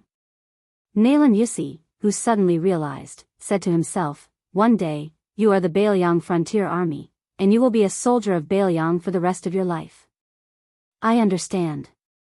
What you have done has nothing to do with the new Prince Liang, Su Fengnian, or even with the old Prince Liang, Su Shao. Nalan Yusi turned to support his chin with one hand and patted the railing with the other. He continued to look into the distance. Chen Jibao, don't worry. I will help you to make the Central Plains understand. Of course, this is the premise that we can stand here and talk. Chen Jibao asked, aren't you afraid that Zhao Bing and Zhao Zhu will kill you? Especially Zhao Zhu? Nalan Yusi said a joke that was not very funny, I'm scared to death. Chen Jibao turned and left. He said in a deep voice, Chen Jibao, don't ask about the process, only the result. If you can't do it by then, don't mention Zhao Bing and Zhao Zhu, I will kill you first. Nalan Yusi, who had his back to the white-clothed war sage, said calmly, let's wait and see together with the whole world. Watch the big joke with me, Nalan Yusi, a joke that is not very funny. Chapter 1913. The people of Longqing County in Lingzhou were once the most arrogant group of people in Beiliang. Regardless of whether it was the border soldiers or the scholars or merchants, they all stood with their backs straight. This was because this was the hometown of the former Huaihua great general Zhong Hongwu. Zhong Hongwu had been the commander of the Beiliang cavalry for over a dozen years. He had accumulated a lot of prestige, and his disciples were all over Beiliang.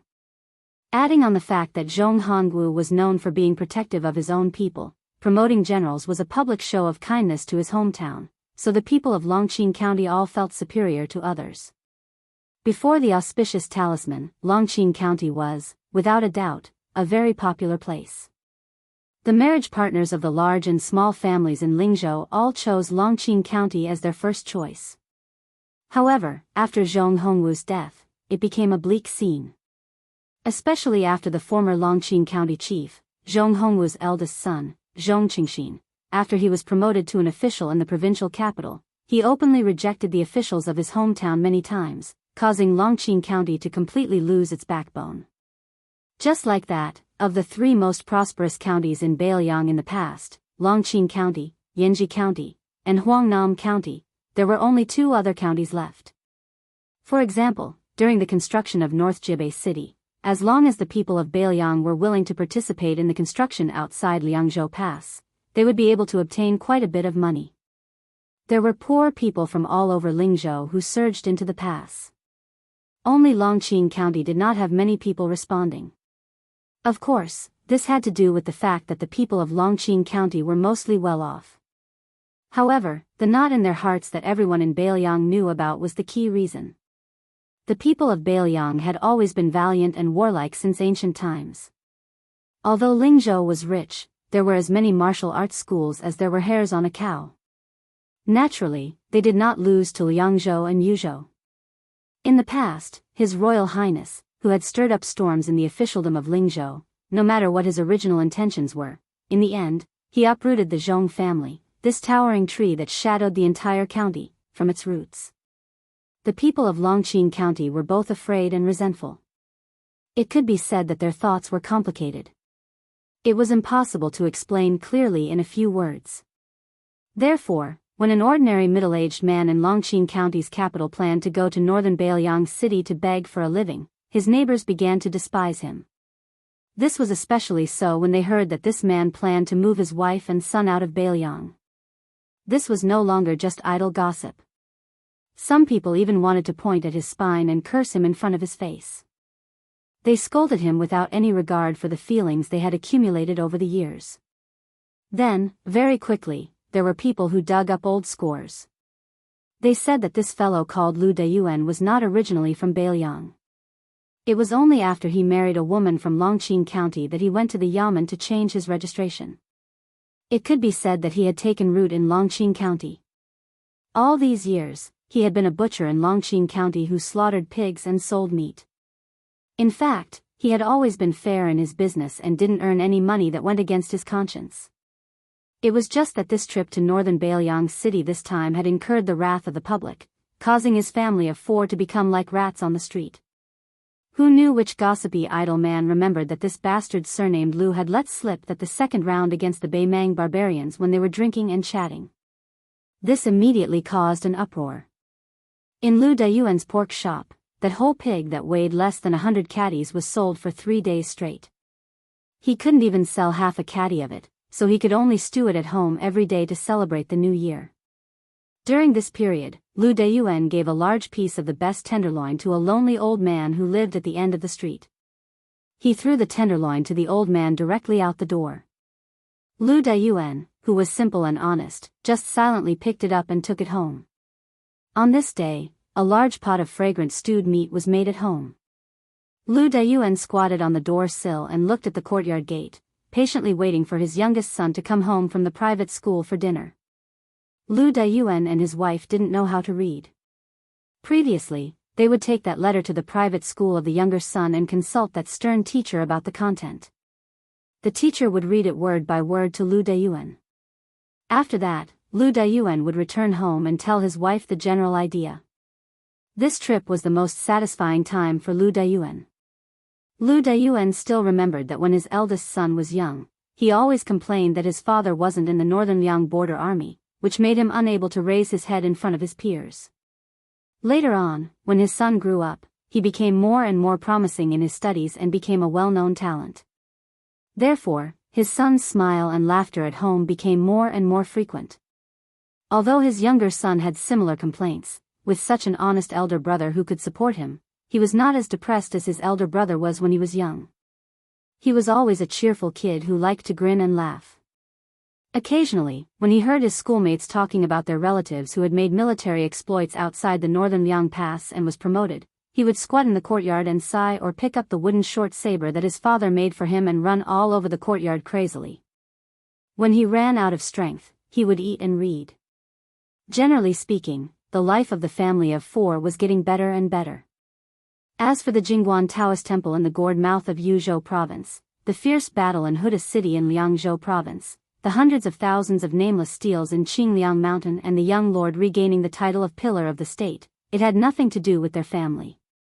Generally speaking, the family of four lived better and better. As for the Jingguan Taoist temple in the gourd mouth of Yuzhou province, the fierce battle in Huda city in Liangzhou province, the hundreds of thousands of nameless steals in Qingliang mountain and the young lord regaining the title of pillar of the state, it had nothing to do with their family. His wife had walked to his side at some point. She hesitated for a moment before asking softly, "Is Mr. Lu unwilling to read the letter for us?"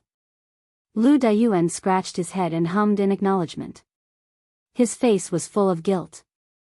The woman, who was not beautiful but had a gentle temperament, smiled and did not say anything. Suddenly, a child ran into the courtyard while crying. When he saw his parents, who were squatting and standing, he stopped in his tracks and raised his arm to wipe his tears. He sobbed sadly, "I don't have a father like you. You're a good-for-nothing, and you don't have a backbone. I don't want to leave Bailiang with my mother." Lu Deyuan was stunned. The woman said angrily, "Xiangzhu. Mother doesn't allow you to talk to father like that." The child had never seen his mother get angry before. He was so stunned that he even forgot to cry. Lu Deyuan secretly pulled his wife's sleeve and said softly, Don't be angry at the child." The woman was still angry and glared at him. "You have no manners. Mr. Lu taught you how to read and write. Did he teach you how to scold people?" The child became more and more aggrieved. He simply hugged his head and squatted on the ground, sobbing pitifully and helplessly. The man stood up and gently carried the child back to the house. After sitting on the bench, he rubbed the child's head and smiled. "Xiangzhu, I'm not angry that you scolded father like that. Instead, I'm very happy." The child wiped his face carelessly and secretly glanced at his mother sitting across the table. Seeing that her face was still gloomy, the child continued to be silent. Anyway, the neighbors all laughed at his father for being a silent Lu Deyuan. He could only blame his father and not Lu Xiangzhu for being a silent Lu Deyuan. The man was about to say something to his wife when she said softly, "Deyuan, you're the man in charge of the house. Whatever you say goes. However, when you reach the border, remember to wear warm clothes. The weather is cold and the snow is heavy in winter. You have to work often. After all, this is not your home. You can always have a place to shelter from the wind and rain. Oh right, I'll prepare 3 more pairs of cotton shoes for you. Don't complain that the soles are too thick." Listening to the woman's endless chatter, the man was not impatient at all. He responded with a smile and occasionally lowered his head to pick up a piece of meat for the child who was sitting in his arms and eating. In the end, the child had a temperament that could not bear grudges. He was like this to his peers, let alone his own parents. Soon, the child raised his head and said angrily, "Father, I'm telling you. Mr. Liu told us that according to Beiliang's military law, if a person is to be killed, he or she will not be killed. According to the military law, those who cower before battle will be beheaded. You're lucky that you're not a soldier of the border army. Otherwise, humph." The man did not know whether to laugh or cry. The woman leaned forward and picked up another piece of meat for the child's bowl. She laughed angrily. "I can't shut your mouth. Every night when you're doing your homework, you often nap. I've never seen you so energetic." The child made a face and ate the fragrant stewed meat with oil dripping from his mouth. He turned his head to look at his father and asked seriously, "Father, do you know how many beheadings there are in Beiliang's military law?" The man asked, "Do you know?" The intelligent child rolled his eyes. "In any case, there are a lot." The Su family of Beiliang's military had always been known for its ruthlessness. It was said that the butcher had once jokingly said that Su Shao was an uncouth man who did not know how to read the word "do" in the Hall of Wuying. He only knew the stupidest way, which was to kill people. He was not careless when killing the enemy and never showed mercy when killing the soldiers under his command. That was why he had the military force he had today. Those who retreated before the battle were killed. Those who were greedy for merit and killed innocent people were killed. Those who ambushed early were killed. Those who abandoned their weapons and horses without reason were killed. If the sergeant died in battle and the entire troop survived, the entire troop was beheaded. If the commandant died in battle and the first commandant survived, the entire commandant was beheaded. Of course, in addition to these bloody and ironclad rules in the Beiliang border army, there were also subordinates who did not reward them for meritorious service. Regardless of whether it was the commanding officer or sergeant, the entire camp was beheaded. Those who were greedy for military pay and pensions, no matter how many there were beheaded. When the man heard the child's words, he laughed loudly. The child suddenly said, "Father, after Mother and I go to that place called Songbai County in the Central Plains, will our family have the money to buy a bigger house?" The middle-aged man laughed. "That's very difficult. I haven't saved much silver over the years. The Central Plains are richer than our Lingzhou." The child made an "oh" sound and was a little disappointed. Chapter 1914. The man continued with a smile, "But don't worry, I won't forget to send you money in the future when I reach North Rejecting City." The child shook his head like an old man. As the saying goes, riches and honor cannot be corrupted, poverty cannot be shaken, might cannot be subdued. That's what a real man is. The man asked curiously, "What do you mean by that? Can you explain it to me?" The child chuckled, "It means Mr. Liu said that the sage of the Zhang family said it." "You don't even know this, Dad, you're really ignorant." The man was gratified. "It's okay if I'm ignorant, as long as you and your brother are." At the mention of his brother, the child immediately said proudly, "I'm far from my brother. Even Mr. Liu said that my brother is amazing." The man laughed heartily, "Aren't you both my son?" The woman looked at the father and son with a gentle smile.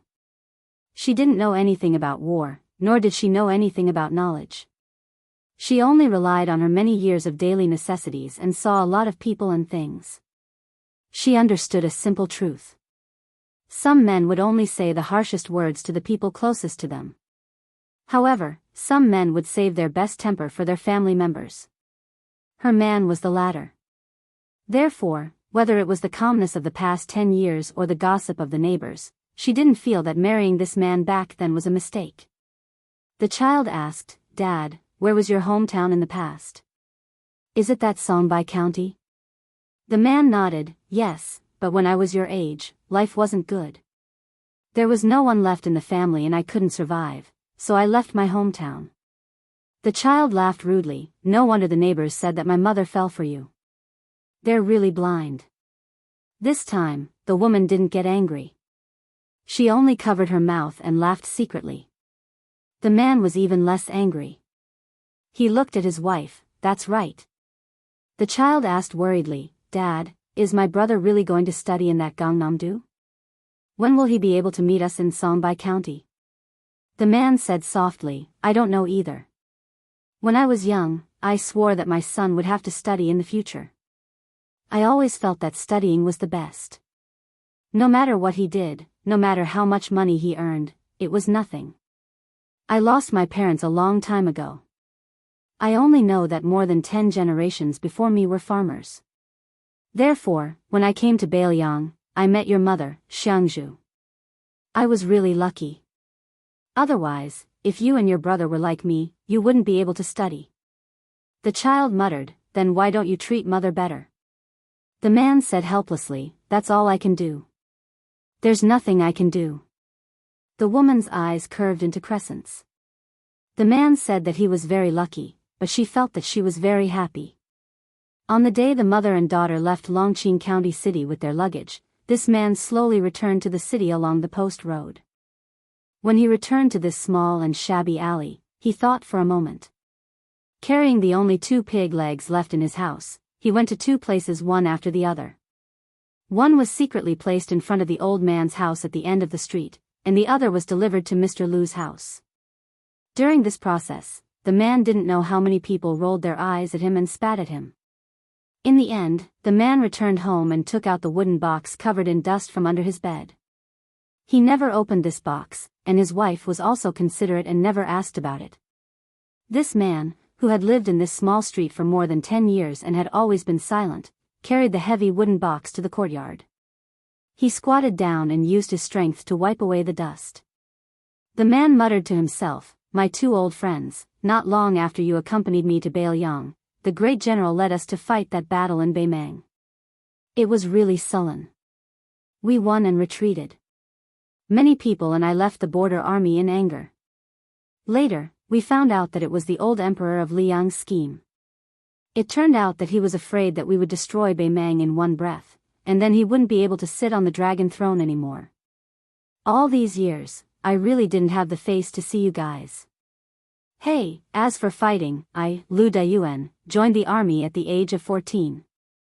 In the 2nd year, I became a corporal. At the age of 16, I became a commandant. At the age of 18, I followed the great general to the grave as the deputy general of a battalion. What was there to be afraid of? I also left the border army early. Otherwise, when little bastards like Wang Lingbao and Li Mofen see me, wouldn't they have to tuck their tails between their legs and behave themselves? The commoners on this street were somewhat puzzled. After the sound of horse hooves, they saw 7 to 8 elite cavalry wearing armor and carrying swords stop in front of Lu Dayuan's house. This made the commoners somewhat worried. They scolded Lu Dayuan, that foreign coward, but after all, they had been neighbors for more than 10 years. Lu Dayuan wasn't a bad person. Everyone had deep feelings for each other.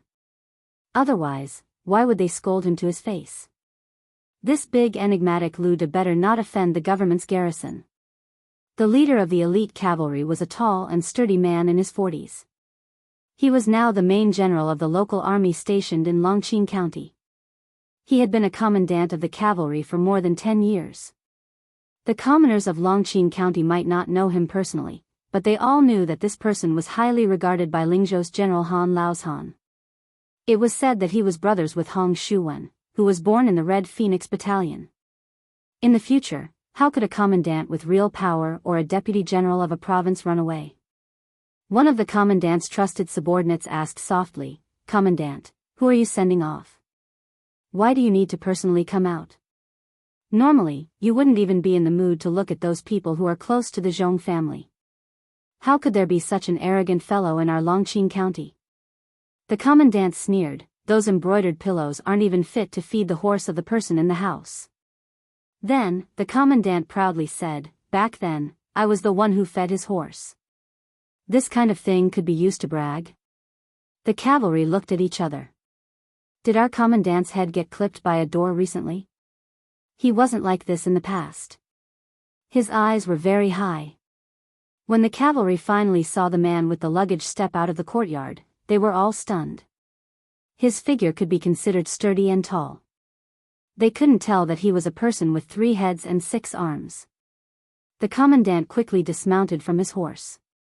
Then, he led a horse that no one was riding and walked forward. He cupped his fists and said in a deep voice, "Longqing County Cavalry Commandant Ma Yunjing. Greetings to old Deputy General." The man with the luggage was holding a long item wrapped tightly in cotton cloth. He glanced at Ma Yunjing, who had purposely avoided contact with him in the past decade, and said exasperatedly, "When you call someone else, you have the word deputy in your official position. Are you scolding me? Do you think you are a great general? Great Peace City likes to greet those military generals with the word deputy, and the civil officials who are second in command?" Ma Yunjing shrunk his neck and didn't dare to answer. This man called Lu Dayuan looked around. He straightened and cupped his fists. "I, Lu Dayuan, thank everyone for taking care of me in these years." The people on the 2 sides of the street were puzzled and didn't know what to do. Lu Dayuan hung the armor bag on the side of the saddle and then skillfully mounted the horse. Regardless of whether they won or lost the battle outside Liangzhou Pass, he, Lu Dayuan, had no thoughts of returning to Lingzhou alive. He hadn't worn armor or touched a blade for more than a decade. How could he not kill to recoup his losses? Ma Yunjing reminded in a soft voice, "Old soldiers of Beiliang, according to the law, can carry a blade on the streets." Lu Dayuan raised an eyebrow. He finally took off the cotton cloth that was wrapped around the long item and revealed an old battle blade that hung from his waist. Lu Dayuan turned to look at Ma Yunjing, who could not possibly follow him out of the pass. "If we lose, there is nothing to discuss. If we win, if my 2 sons return to Lingzhou in the future, tell them that their father is a butcher, but also one of the cavalry of the Su family." Ma Yunjing nodded furiously. He had thousands of words, but only 2 words came out of his mouth: "Take care." Lu Dayuan glanced sideways and said, "Little brat, in the past, I knew that you were useless. As expected, you only became a shoddy commandant today." Ma Yunjing's face flushed red. Lu Dayuan suddenly took down the battle blade and threw it to Ma Yunjing. He laughed and said, "Fine, I'm going to use the new cold blade to kill the enemy. Since you fed the horse for so long in the past, I'll give you this one." Ma Yunjing felt as if he had received a treasure. Such a man actually had tears in his eyes. This battle blade was the first generation of the Su family's blade. It symbolized the rise of the Su family's cavalry in the land of spring and autumn. It symbolized the invincibility of the Su family's cavalry in the Central Plains. It was also because of the Su family's old cavalry camp that the current Beiliang cavalry was the best in the world. And this man was from one of the Su family's old cavalry camps, the Manjia camp. First-class cavalry, Lu Dayuan. The people on this street naturally did not know that after General Su Shao grew old, he had many times lamented to the civil and military officials in the meeting hall of Mount Qingliang. In the past, that kid called Lu Dayuan was the fiercest in battle. He was comparable to Lu Qiu. He was really not a coward. Chu Lushan would always complain that he was wronged, but that guy surnamed Lu always charged forward with all his might. He never paid attention to the art of war, so he was definitely not as good as me. Yuan Zuozong would tear him down, but he never lost even once. Butcher would nod and say, "Yes, he's like me." And then a certain young man would mock him with his Royal Highness. Around the beginning of autumn this year, many of the Su family's old soldiers like Lu Dayuan began to rush out of the pass. And they were the backbone of the Beiliang cavalry. At this time, Lu Dayuan and Ma Yunjing urged their horses out of the city together, mumbling something. The young elite cavalry could only hear the faint sound, but it was not very clear. After Ma Yunjing sent Lu Dayuan to the road outside the city, he watched him leave, speechless for a long time. Finally, when he turned his horse around, Ma Yunjing also mumbled, "My Su family's Manjia camp, the scouts roam everywhere, that is to scatter, the camp does not move, it is to support the beam." Chapter 1915. For the common people of the marketplace, building a house was a top priority, and erecting a beam to signify the completion of a new house was also a top priority. Thus, on the day a country, prefecture, frontier fortress, city, or military town was completed, the meaning behind the hanging of a plaque was equivalent to the raising of a beam for the common people. As a result, the significance was extremely important. Today, the day for the hanging of the plaque for the city outside Liangzhou Pass had arrived. They did not deliberately choose an auspicious day. Instead, when the last main wall was completely completed, they unanimously passed a resolution that the hanging of the plaque on that day could not be delayed. It was not that the large group of Bailiang bosses supervising the construction of the city did not care. It was truly that the situation was urgent, and they could not afford to care about such things as adding flowers to the brocade. Otherwise, the group of civil officials led by Bailiang's Daoist administrator Li Gongda had spent almost an entire year in this godforsaken place. Practically everyone had to eat the yellow earth and drink the wind and sand with the soldiers and laborers every day. After investing so much effort, how could they not want to find an auspicious day to hang up the plaque? This kind of deep affection was perhaps no less than when a daughter was married off. The construction of this city could be said to be unprecedented. Not only was it larger than the first border city in the northwest, Huda City, it also took less time. Apart from the 10,000 great snow dragon cavalry and the 9,000 or so heavy cavalry of the Wei Xiong and the Zhihu, almost all of the Liangzhou border army took turns participating in the construction of the city. Of course, all of the young and strong soldiers and craftsmen in the Pass, Liangling, and Serene provinces were conscripted. In addition to the endless stream of Bailiang commoners who went to Liangzhou Pass on their own, the number of people building the city was always maintained at around 100,000. In history, the so-called using the entire nation's power to build a majestic city or a huge town, oftentimes the emphasis was on conserving the people's labor and not delaying the farming time. Most of the time, in 30 days, quickly build a wall, and then intermittently take several years to complete the construction. But this time in Bailiang, the Su family on Mount Qingliang had nearly exhausted all of their wealth to build the city's main wall. It was simply a magnificent feat of cutting off the cauldrons and sinking the boats. Just the loess used to build the main wall had already hollowed out two small hills south of the city, Longzhou and Huwei. At dawn, Li Gongda and his neighbor, Song Changsui, the Mahist school's deputy supervisor, got up early together. After ascending the city wall and strolling on the wide horse path, the administrator, who had lost 20 pounds at some point, subconsciously stamped his feet out of habit. The old man with white hair smiled proudly. With me, the miserly Gongda, keeping an eye on them all day long, who would cut corners. Besides, no one would dare to slack off. This was not a matter of money. Instead, it was the most obvious principle in front of everyone. If this city exists in Liangzhou, it will exist. If this city dies, it will perish. He was the leader of Bailiang's civil officials, who had lived a smooth life in the officialdom. Although he had lost a lot of weight, his body looked much more robust. If the officials of Lingzhou could come here, they would be shocked to see official Li. They might not even recognize him. The slipperiness that Li Gongda had accumulated for most of his life in the officialdom had completely disappeared. Instead, it was an invisible heroic spirit that could only be possessed by someone who came from a family of generals. The old man was a scholar after all. He reached out his hand and touched the inner wall. He chuckled and said, "In the past, in the conference hall of Qingliang Mountain, where there were more martial arts than literature, I could never understand what the general was talking about with those rough men. Something about a horse path or a parapet. It was only when I came here that I realized. Just like this parapet, I had actually read about it in books a long time ago. Many frontier poems have sung about it. It's called Disdainful Gaze. Parapet, it's still better to call it that way. Every time I walk around the city, I will think about that little girl at home who makes people worry. In the past, it was that fellow from Hanlon Academy that made us feel helpless. Now that I think about it, it was the general who had foresight. He said that in the world, when a father and a daughter raise a child, it would be easier to raise a son and more troublesome to raise a daughter."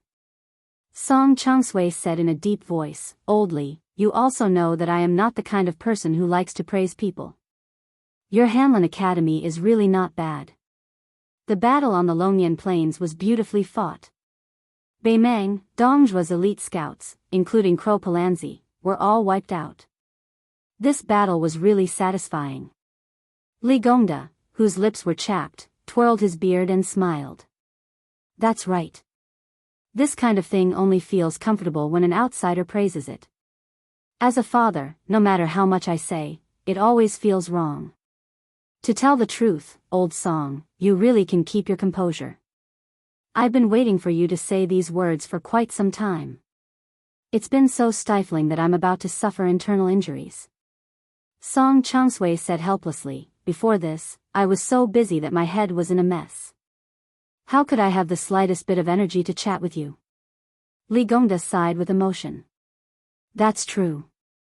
I boast that I have quite a lot of experience as an official in this life. In short, I ponder and ponder all day long about other people. Although it can't be said that I don't do anything at all, to personally attend to everything like this is unimaginable. It feels like in just one short year, I have repaid all the practical experience that I, Li Gongda, owe in officialdom for a lifetime. Song Changsui smiled knowingly. Li Gongda suddenly slapped heavily on the arrow pile and said loudly, if such a good city wall can't be defended, not only will they be killed by the Beimang barbarians, but they will also be scolded half to death by me. Song Changsui was stunned and then looked around. The inside and outside of the city was the most familiar scene of the construction of the city. The chanting rose and fell one after another. Although the huge city under his feet could already be hung with a plaque, there was still a considerable amount of work to be done. The Mahist scholar asked softly with a smile, can you really bear to scold them? Li Gongda, who was originally aggressive, suddenly lost his arrogance and only whispered softly, there are so many Bailiang frontier army men. I, Li Gongda, can bear to scold my son, but I can't bear to scold them. The newly appointed provincial governor of Liangzhou, Bai Yu, could go to Mount Wudang to meet friends and slack off. However, as the transport officer and deputy provincial governor of Bailiang Road, a certain someone could not rest for a moment. He traveled non-stop from Qingsang City in Liuzhou to Qingyuan Army Town at the western gate of Liangzhou until he lifted the curtain of the carriage and could see the outline of the magnificent city outside the pass. It seemed that ever since Su Beiji left Mount Qingliang for Lingzhou, he had been constantly on the move. As the provincial governor of purchasing rice, he had built granaries all over his territory and served as the transport officer of a road. He was in charge of strategizing about the transport of grain.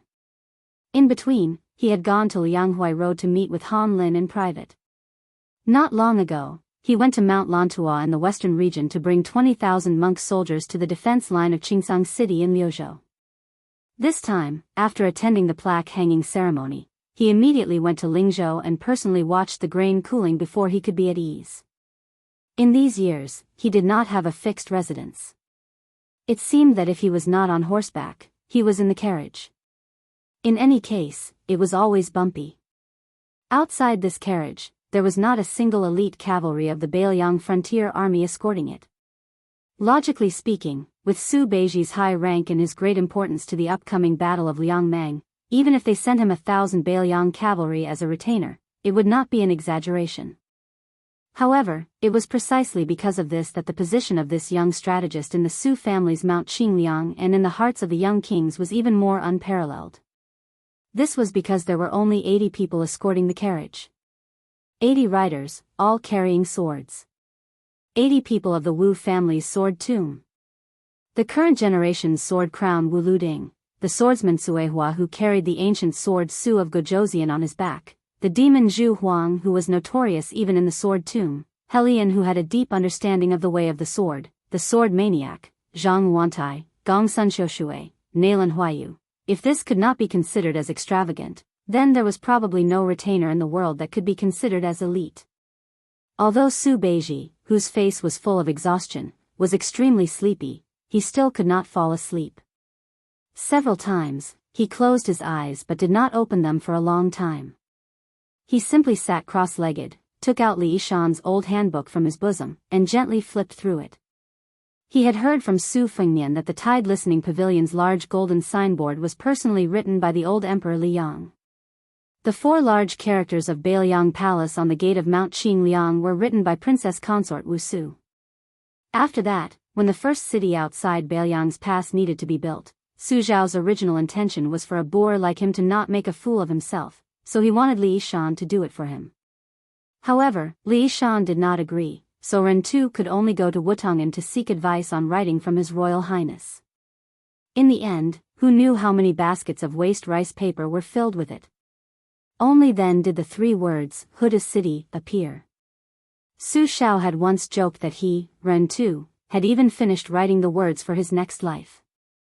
Later on, for example, the signboard in the Liuzhou provincial governor's mansion within Xinjiang City was the words chosen by the young vassal king from his master Li Yishan's writings.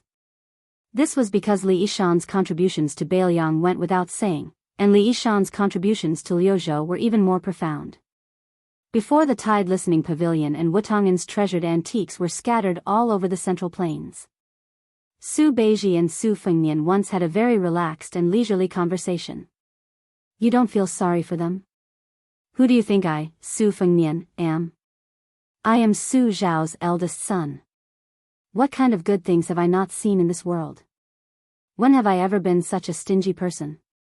Back in the day, when it came to those wandering heroes from other places, those poor scholars who could write beautiful poems, and those fortune-tellers who set up stalls, I would always throw away 1,000 gold without even blinking an eye. Oh. Then why was it that when I casually picked up the toddler climbing urn painting and threw the mountain journey inkstone into the box, your eyes were blinking so hard that they could fan up a great wind? I was just reminding you to be a bit more gentle. If you bump into something and damage its appearance, it won't be easy to sell it. Appearance? It's nothing more than the cheap price of a few dozen or a few hundred dan of grain. Isn't it a bit pretentious to talk about appearance? Chapter 1916. The difference between each item is a few stones of grain. Many a little makes a mickle. It's already a lot. You really don't feel bad? I don't feel bad. Ju Zi, you've asked me this question at least 7 or 8 times. Oh, I don't know why, but every time I ask you this question, I feel quite happy. It's much better than drinking the green ant wine. Ju Zi, you go ahead with your work. I'm going to drink the green ant wine. I'll ask you one last time, I really don't feel bad. That's not it. I just want to ask, all your belongings have been ruined by me. What about the betrothal gifts for your wife? Same old rules. Cucumber. Salad. Su Beiji kept the notebook and stopped his thoughts. He lifted the curtains and looked at the majestic northwestern New City. In a chaotic world, the most worthless things were external possessions. When even human lives were worthless, what else could be valuable? Hong Jia's journey to the north, which caused countless scholars to become homeless, had long proven this point. In the old days, the Duke and Marquis Hall flew into the homes of ordinary people. Countless priceless antiques, calligraphy, and paintings were first picked up from the mud, the toilets in the countryside, under the peddlers' tables, and under the tiles in the corners of small courtyards. It was only in the peaceful times when there was no smoke of war that they became valuable again. Su Beiji originally wouldn't have sold them at such a low price. However, after the spring snow building incident, the Central Plains had become chaotic. It had only been 20 years since Hong Jia's journey to the north. Most of the older generation of scholars still remembered it clearly. This group of people wouldn't buy things at such a time. No matter how cheap they were, could they be compared to things that were given for free after the war? Therefore, unless it was a rich and scholarly family that was truly obsessed with the scholarly and had a hobby of collecting, they would only come after hearing the news. It was one thing for them to come to Bailiang. Whether they could use their face and connections to buy the things they wanted was another matter. Whether the first-class officials of Great and City who had enjoyed 20 years of prosperity on the water transport were willing to give face and open a back door was the third matter. These officials with deep backgrounds were all willing to take out grain from the rivers under their jurisdiction for the sake of money or friendship. However, after weighing the thighs of their families, whether it was enough to compete with Wen Tai, the deputy administrator of the Jing'an Road, and Ma Zhongxian, the deputy judici of the Jing'an Road. Whether they dared to be unafraid that these two influential border officials would hold a grudge against them was the fourth matter. However, the most important matter was not that the cultural relics were sold cheaply or that the grain was cooled. It was that Bailiang could use this to follow the Guangling Road and infiltrate the Fish Dragon Gang and the Whispering Room into Qingzhou's Xiangfan City. Once Hexabai City was lost, Liangzhou and Liuzhou were destined to disappear. Then, the remaining troops of Bailiang's border army would not be too helpless. Even if Chen Jibao had already left a backup plan in Shishu to deal with the Su family, Bailiang's cavalry would still have a way to enter the hinterland of the Central Plains. Since this was the case, how could Su Beiji not be a prodigal? However, when Su Beiji proposed this idea directly, the young king agreed without a second thought. This made his well-prepared speech meaningless. In the depths of Su Beiji's heart, there was a hidden thought that he would not say out loud. That was, as long as Bailiang won the second battle of Liangmang. Then, how could Bailiang not participate in the Battle of the Central Plains? Su Beiji sighed and was about to put down the curtain. A rider who was close to the carriage rode closer and asked with a smile, "Deputy Provincial Governor, why are you so anxious to enter the city?" The person who asked was Nailan Huayu, a female swordsman of the Sword Tomb who was shrewish but meticulous. After all, she was a woman who had won the Rouge Award twice in a row. Although she was not young, she was still charming, especially when she was riding a horse with a sword on her back. It was indeed a beautiful scene. Su Beiji asked with a smile, "Nailan Huayu, if I sold your sword for 3 or 4 taels of silver, would you feel sad?" Nailan Huayu was confused. Then she smiled sweetly and said, "Let's not talk about whether I feel sad or not, but I will definitely beat you up until your parents can't recognize you." Su Beiji smiled and said, "You haven't answered the question yet." Nailan Huayu laughed and said, "I don't feel sad. I don't know your relationship with the prince. If you dare to sell my things like this, I dare to go to Tide Listening Pavilion to get better things. My sword has a history of 100 years. And the material is ordinary. It's not worth 100 taels of silver. Why would I feel sad?" Su Beiji smiled and sighed inexplicably, "I feel sad." Nailan Huayu, who had always been unscrupulous, couldn't help but tease, "Sir Su, did your brain get damaged by the carriage?" Su Beiji suddenly smiled and said, "Nailan Huayu, do you want to know what someone said about you?" Nailan Huayu narrowed her eyes, like a cat whose tail had been stepped on. Of course, as one of the top swordsmen of the Wu family, she was more powerful than a tigress. Su Beiji lowered his voice and said, "It looks like you want to know." That person said that Nailan Huayu must be very tired. Nailan Huayu frowned and didn't say a word. Su Beiji glanced at her and quickly put down the curtain. Nailan Huayu followed his line of sight and lowered her head slightly. It seemed to be her own chest. Nailan Huayu suddenly realized and didn't get angry. She laughed and scolded the carriage loudly, "You don't have the heart, he doesn't have the guts. Neither of you are good people." Su Beiji, who was lying in the carriage, smiled and slowly closed his eyes. In fact, Su Fengnian didn't say that annoying comment. However, Su Beiji felt that guy was someone who would say such things, so he said it for him. However, Nailan Huayu didn't have the guts to say it. It was very chewy. Su Beiji thought about it and felt it was very interesting. Su Beiji, who was resting with his eyes closed, said to himself, "So many people have died at Maiyangku in the western region. People have also started to die in Qingsang City in Liuzhou. Next will be outside Liangzhou Pass. So I hope that one day in the future, Nailan Huayu, you can tell him what's in your heart. So you have to live, you also have to live." Between the last two sentences, Su Beiji paused for a long time. The White Horse Bazaar outside the new city was called a bazaar, but it was no different from the slightly larger town in Lingzhou. And this bustling bazaar was definitely the most chaotic place in the world. There were the Bailiang Frontier Army in armor patrolling inside and outside, the Jianghu people who participated in the western region's encirclement and suppression of the demon, the various merchants of Lingzhou who came here to do business, the scholars of the Central Plains who came here to enjoy the scenery of the frontier fortress, the citizens of the 3 provinces in Bailiang who came here to participate in the construction of the city, the Taoist priests and monks who helped to read divination and write letters to their families, the seedlings and commoners who came here to join the army full of passion but were rejected, the wanderers who came here to fish in troubled waters.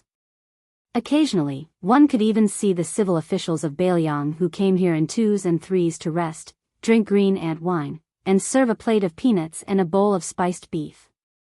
They came and went quickly. There were scholars from various academies who came here to study under the lead of the old scholars. It was said that not long ago, Master Yu of the Shangyin school, who was famous in the Central Plains, also brought her disciples who were well-read in poetry to travel here. There were also rumors that Master Yu of the Shangyin school had an unclear relationship with our prince. Everyone was either busy or leisurely, but they all knew that the moment the young prince appeared in the new city, the second battle was the Battle of Liangmang. It was the real beginning. For thousands of years, whether it was the Central Plains or the grassland, the cavalry army with the largest number would go all the way to the south until they met the cavalry with the strongest combat power. Today was the day that the signboard of the North rejecting city was hung. The sun was high in the sky. The White Horse Bazaar was getting more and more crowded. People couldn't help but follow the two walls to the north. Then, the laborers and commoners who participated in the construction of the city were able to stop their work and leave the city from the east and west gates, joining the two large and dense groups. The North rejecting city, the North rejecting city. The main gate was naturally in the north, where the Bailiang frontier army pointed their swords, where the Su family cavalry pointed their spears. They had already gone north for 20 years. How did the people of the Central Plains know? How did the Liang imperial court calculate? Our Bailiang cavalry is the best in the world, and we don't care about them. Bailiang Governor-General Chu Lushan and Bailiang Taoist advisor Li Gongda led many civil and military officials. They had already gathered at the main gate of the North rejecting city. They set up ladders and waited for the signboard with the Bailiang, Su, word flag to be raised up high and hung on the city wall. The 10,000 great snow dragon cavalry were like white snow surging on the ground. Under the lead of Yuan Zhuozong, they were the first to stop on the vast empty land north of the city. Following closely behind were the two heavy cavalry armies, the Fat Tiger Army and the Wei Bear Army. They stopped at the left and right wings of the great snow dragon cavalry. Finally, it was He Zhonghu and Zhou Kang's troops outside of Bailiang Pass. After the thunder of horse hooves, there was a short moment of silence. Who knows who was the first to raise their head and look over? Everyone saw a dazzling white rainbow streaking across the distant sky. That white rainbow landed on the city wall. When he appeared, Li Gongda and Chu Lushan exchanged glances and smiled. They started to raise the signboard. That young man waited until the giant signboard hung above the city gate before he slowly pulled out the sword by his waist. At the same time, the cavalry below the city gate all pulled out their Bailiang swords. The water was deep and silent. The sound of the horse hooves of the Bailiang cavalry was the most majestic war drum sound in the world. Su Dao. North rejecting city. That scene. Halberd crossing the river. In another 100 or 1,000 years, it would still be a legend. Chapter 1917. After reading and hanging the plaque on the city wall, Administrator Li Gongda led Su Fengnian to the general's mansion near the south gate. The main imperial road ran through the north and south, and the civil and military offices in the city were located on both sides of the mansion. Along the way, Li Gongda, one of the two city governors, talked endlessly. He talked about the height of the main city wall, the length of the double roads, the number of crossbows on the city wall, the inventory of arrows and armor, and so on. He was so familiar with it that it was like he was reporting how much silver was in a box or how many copper coins were in a cabinet. The administrator was even able to blurt out details such as how many Northern Mang catapults a single wall could withstand, how many Northern Mang soldiers would surround the city, and how many other details such as how many Northern Mang soldiers would attack the city. He also knew the mobilization of troops on this central axis, how to build a second line of defense once the main city gate was breached, and how the small-scale cavalry would assist in the defense at the crucial moment. Not to mention Su Fengnian, Chu Lushan and Yuan Zhuozong looked at each other. Jean Partridge Zhou Kong, Infantry Deputy Commander Gu Dazu, and other generals all widened their eyes. In the past, in Lingzhou in the south of the Great Wall, it was recognized that the power was in the Zhong family and the money was in the Li family. Everyone in the officialdom of Bailiang knew that this stingy official was good at making money. They had never heard that Li Gongda could do things so flawlessly. Approaching the general's mansion that had not yet been completed, Li Gongda suddenly smiled and said, "The Beijua city used up all the giant trees collected from the deep mountains and forests of Nanzhao and Shishu and then stored in Bailiang for many years. The giant stones needed to build the city almost turned the cave of Lanyu upside down. Let's not talk about these distant places. I believe that when you look to the south, you can't see the two hills at the head of the dragon and the tail of the tiger. From the first garrison in the pass to the north to build the city outside the pass, and then most of the border army took turns to work here, and the people in the pass were countless." Speaking of this, the old man stopped talking and smiled. Li Gongda, a civil official who had an extremely bad reputation among the generals in Bailiang, was in high spirits at this moment. He was not the slightest shadow of the sycophantic official of the Su family in the conference hall of Mount Qingliang in the early years. At that time, except for Chu Lushan, who came from the same sect, and did not have a high rank at that time, no one was willing to pay attention to Li Gongda, the chief official of a province. Yan Jieshi, a famous scholar, naturally disdained to be associated with him. Even Tian Peifong, the former provincial governor of Liangzhou, who had now resigned, could not bring himself to call this person his brother.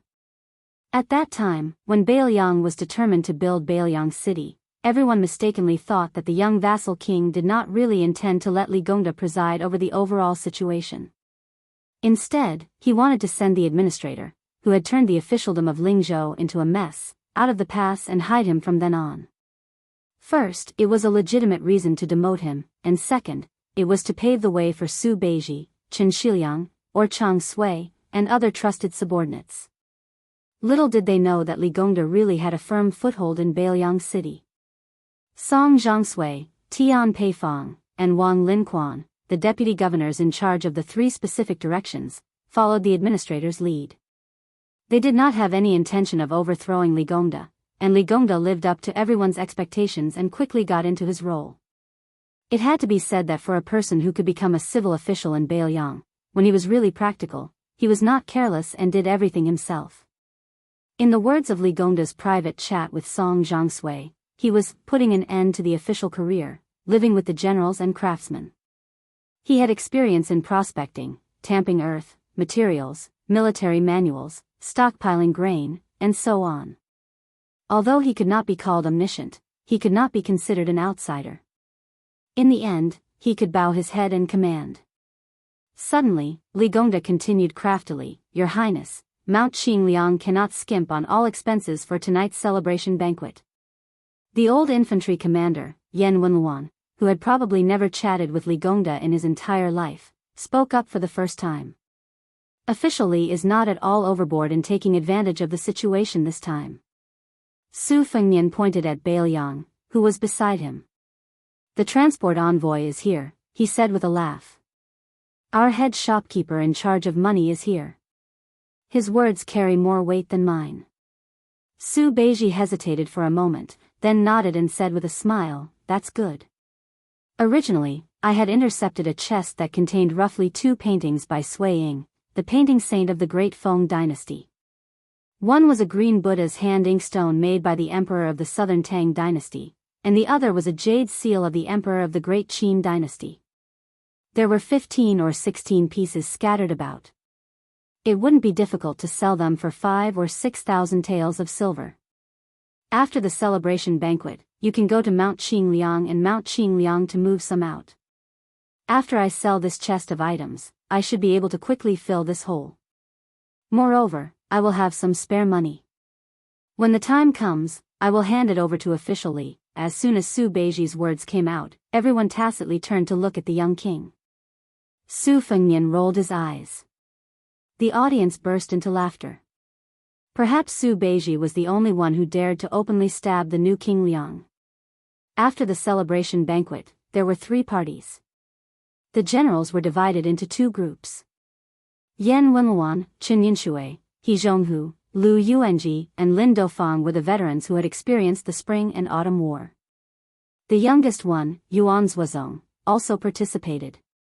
For the Su family of Mount Qingliang and the Beiliang Frontier Army, this Yuan Baixiong was indispensable. After all, in terms of military affairs, Yuan Zhuozong was the only one who could be compared with the white-clothed war saint Chen Jibao. Although there were many famous generals in Beiliang, the one who could really make Chen Jibao sincerely admire was probably only Yuan Zhuozong. Chen Jibao had said many times that Yuan Zhuozong was the most underrated general in the Spring and Autumn War.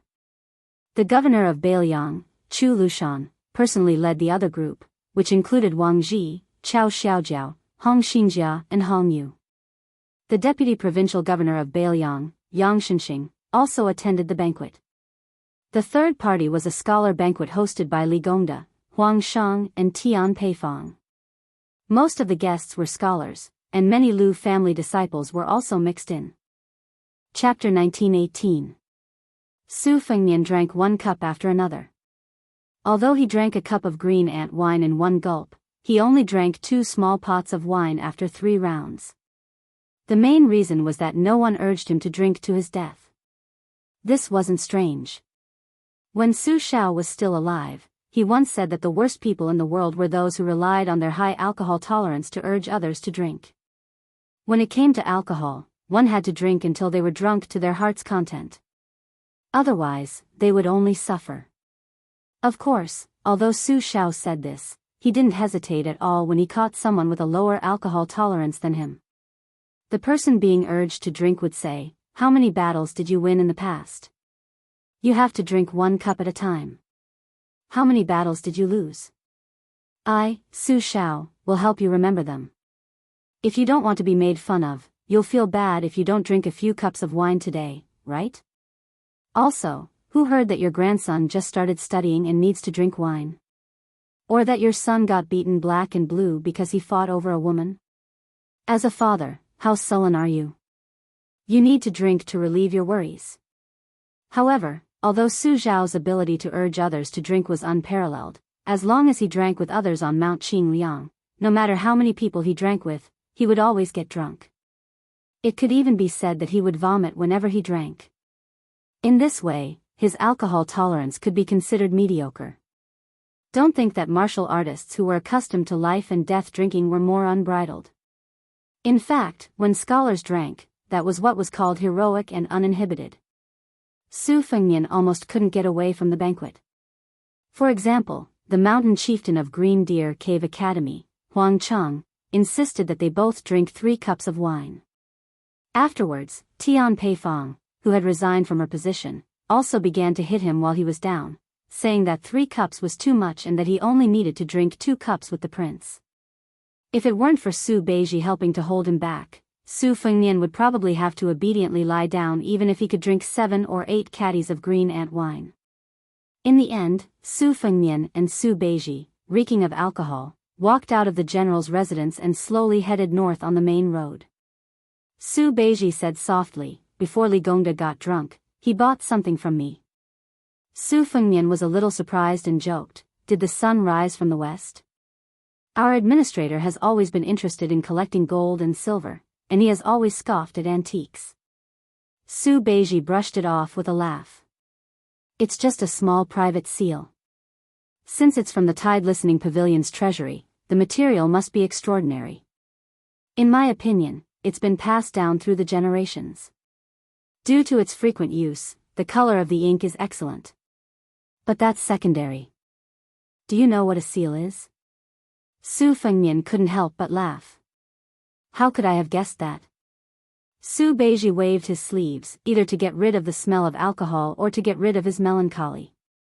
"It's the phrase, 'The heart of an official is like water,' which means to be incorruptible and self-disciplined, and to be as pure as water. I wouldn't have found it strange if Yan Jieshi hadn't left Beiliang all those years ago and had come to buy this small seal, or even if it was Tian Peifang, whose reputation can be considered decent. But Li Gongda coming to buy these words, isn't that a bit comical?" Su Fengnian frowned. Su Beiji asked with a smile, "Then guess again, how much silver did Li Gongda spend to buy these words?" Su Fengnian suddenly understood. For this celebration banquet, it's not convenient for Li Gongda to openly pay out of his own pocket. Otherwise, he would be suspected of overstepping his authority and meddling in other people's affairs, so he used this method to help our Mount Qingliang advance the money? Su Beiji extended 2 fingers and waved them around. Su Fengnian couldn't help but laugh. 20,000 silver? In the early years, the only hero in the world who could dig out silver from Li Gongda's hands was that fellow Li Hanlin. Back then, Li Hanlin was the one who paid for all the women and wine. It's just that every time he came home, he couldn't avoid his father's grumbling. Su Beiji shook his head and laughed. 200 silver. Su Fengnian was stunned. 200 silver taels? This Uncle Li. Su Fengnian laughed heartily. This was also the first time he had called Li Gongda Uncle Li. In the end, Su Xiao and Su Fengnian of Beiliang's Su family shared a deep relationship with Li Gongda and Li Hanlin of the Li family. To put it bluntly, back then, when Yan Jieshi betrayed Beiliang, Su Xiao's original intention was to make things difficult for him a bit. He wouldn't go too far, but he definitely wouldn't let Yan Jieshi leave so easily. On the other hand, there had been news from Liang Imperial Court a long time ago that the old Grand Secretary Zhang Julu had once intended for this person to be the Assistant Minister of the Ministry of Revenue, in charge of Guangling Dao and Gangnam-do's tax collection. It had to be known that at the time, Li Gongda was only the provincial governor of a province. Although his rank and salary were the same as that of an assistant minister, Liang's officials had always been one rank higher, let alone an assistant minister with real power who was right in front of the emperor. Therefore, the departure of the scholarly Yan Jieshi was only a pleasant surprise for Liang. On the contrary, it was Li Gongda who stayed that was inconceivable. As for the friendship between Su Fengnian and Li Hanlin, who had played together since childhood, there was even less to say. Su Beiji laughed, squeezing out a word from between his teeth. Wan. Su Fengnian thought he had misheard. What? Su Beiji exhaled softly, sighing with emotion. It's 2 million taels of silver. Su Beiji continued, at the time, Li Gongda told me that he had diligently accumulated this large family business his entire life. Originally, he wanted to let his son, Li Hanlin, live a carefree life. It's just that he doesn't need it anymore. Su Beiji turned to look at Su Fengnian. He raised his arm, clenched his fist, and patted his chest. Previously, the old man patted his chest and told me just like that. He said that I, Li Gongda's son, Li Hanlin, the dignified officer of Beiliang's White Horse crossbowmen. What does he need his father's money for? Su Beiji stopped in his tracks and turned to look at the mansion. He repeated the old man's last words. I, Li Gongda, can be looked down upon by anyone in this lifetime, but I will never be looked down upon by my son. Su Fengnian rubbed his cheeks with both hands and asked softly, Ju Zi, do you think I should withdraw Li Hanlin from Liuzhou?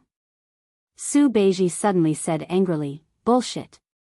Su Fengnian laughed, raising his head to look in the direction of Liuzhou to the west. Li Hanlin will definitely say the same thing. To the north of Qingsang City in Liuzhou, Ko Jianghuai and Su Longxiang had already begun their second frontal assault against Huang Songpu's army. Of the 1,200 Liangzhou's White Horse crossbowmen who had rushed to Liuzhou, only half remained. Officer Li Hanlin only had 600 soldiers remaining. Chapter 1919. Autumn was high, the horses were fat, and the water plants were lush. However, the further south one went from Beimang to Gusai Prefecture, the scenery became desolate and boring. It was full of yellow sand. No wonder it was Beiliang. It was so cold and barren that even the wild horses, which were considered the closest to camels, were not used to it. However, it was rumored that the ranches in the Liangzhou Pass's Tulong region were a treasured land that produced the world's #1 horses. Because it just happened to have the word Long in it, all of the civil and military officials of the northern Mang and the southern dynasties coveted it, viewing it as an exclusive property that was already in their pockets. The few great figures who could speak loudly in the western capital's imperial court had already eagerly announced that they were willing to use the heads of Yang Guangdou, Chen Shiliang, Ko Jianghuai, and the others that were worth more than the nobles' heads in exchange for the ownership of several ranches over there, such as the world-shaking Xianli ranches and Tianjing ranches. However, this expedition to the south was not going well. Not long ago, Shijing heard a piece of good news. It was said that the eldest grandson of the Zhong family, who had been promoted to Xiajia because of his military exploits, had successfully convinced the bald donkeys in Mount Lantua to submit to Beimang. However, when the army had just stepped into the desolate Liuzhou border, bad news immediately came. First, a group of Beiliang light cavalry appeared out of nowhere and drove straight into Liuzhou from the border of Liuzhou. They bypassed a series of heavily guarded military towns such as the Gentleman's Pavilion and headed straight for Shijing, which shocked the imperial court. Then, 10,000 of Zhong Tan's elite cavalry were blocked at the entrance of Mount Mian. No one knew whether Zhong Tan was alive or dead. General Zhong Shentong, who was in charge of the second front of the middle line, quickly submitted a letter of apology to the King of Biting. His Majesty was not at all courteous to the Zhong family. He directly issued a transfer order to the middle line, ordering Zhong Shentong's younger brother, who was also Xiajia's uncle, Zhong Liang, to lead 8,000 elite cavalry and rush to Gusai province to intercept the Beiliang cavalry that had penetrated deep into the hinterland. Nominally, they were under the command of Commander-in-Chief Zhong Shentong. It was obvious that they were saying that the good situation in Liuzhou had been ruined by the Zhong family's descendants, so they should pay off the debt with the lives of 8,000 Zhong family members. If they could stop them, they would let bygones be bygones. If they could not stop them, then they would continue to use the Zhong family to fill in the debt. If Zhong Liang was still not capable enough, then it would be Zhong Shentong's turn to personally take action. There would be no need for him to get involved in the battle outside Liangzhou Pass, and he would obediently go to Gusai province to clean up the mess. After Hong Jingyan died inexplicably on the Longyan Plains, the tens of thousands of Ruren cavalry were leaderless, and in the blink of an eye, they were carved up by the various major factions on the front lines. The major factions of the northern grasslands, who had suffered losses in the first battle of Liangmang, had more or less begun to make their own calculations. After the fall of General Zhong Shentong, how many veteran soldiers of the Zhong family would they be able to get their hands on? On the grasslands, everyone felt awkward when they learned from those scholars of the Southern Dynasty, who were fond of romance, sitting down and discussing the Tao.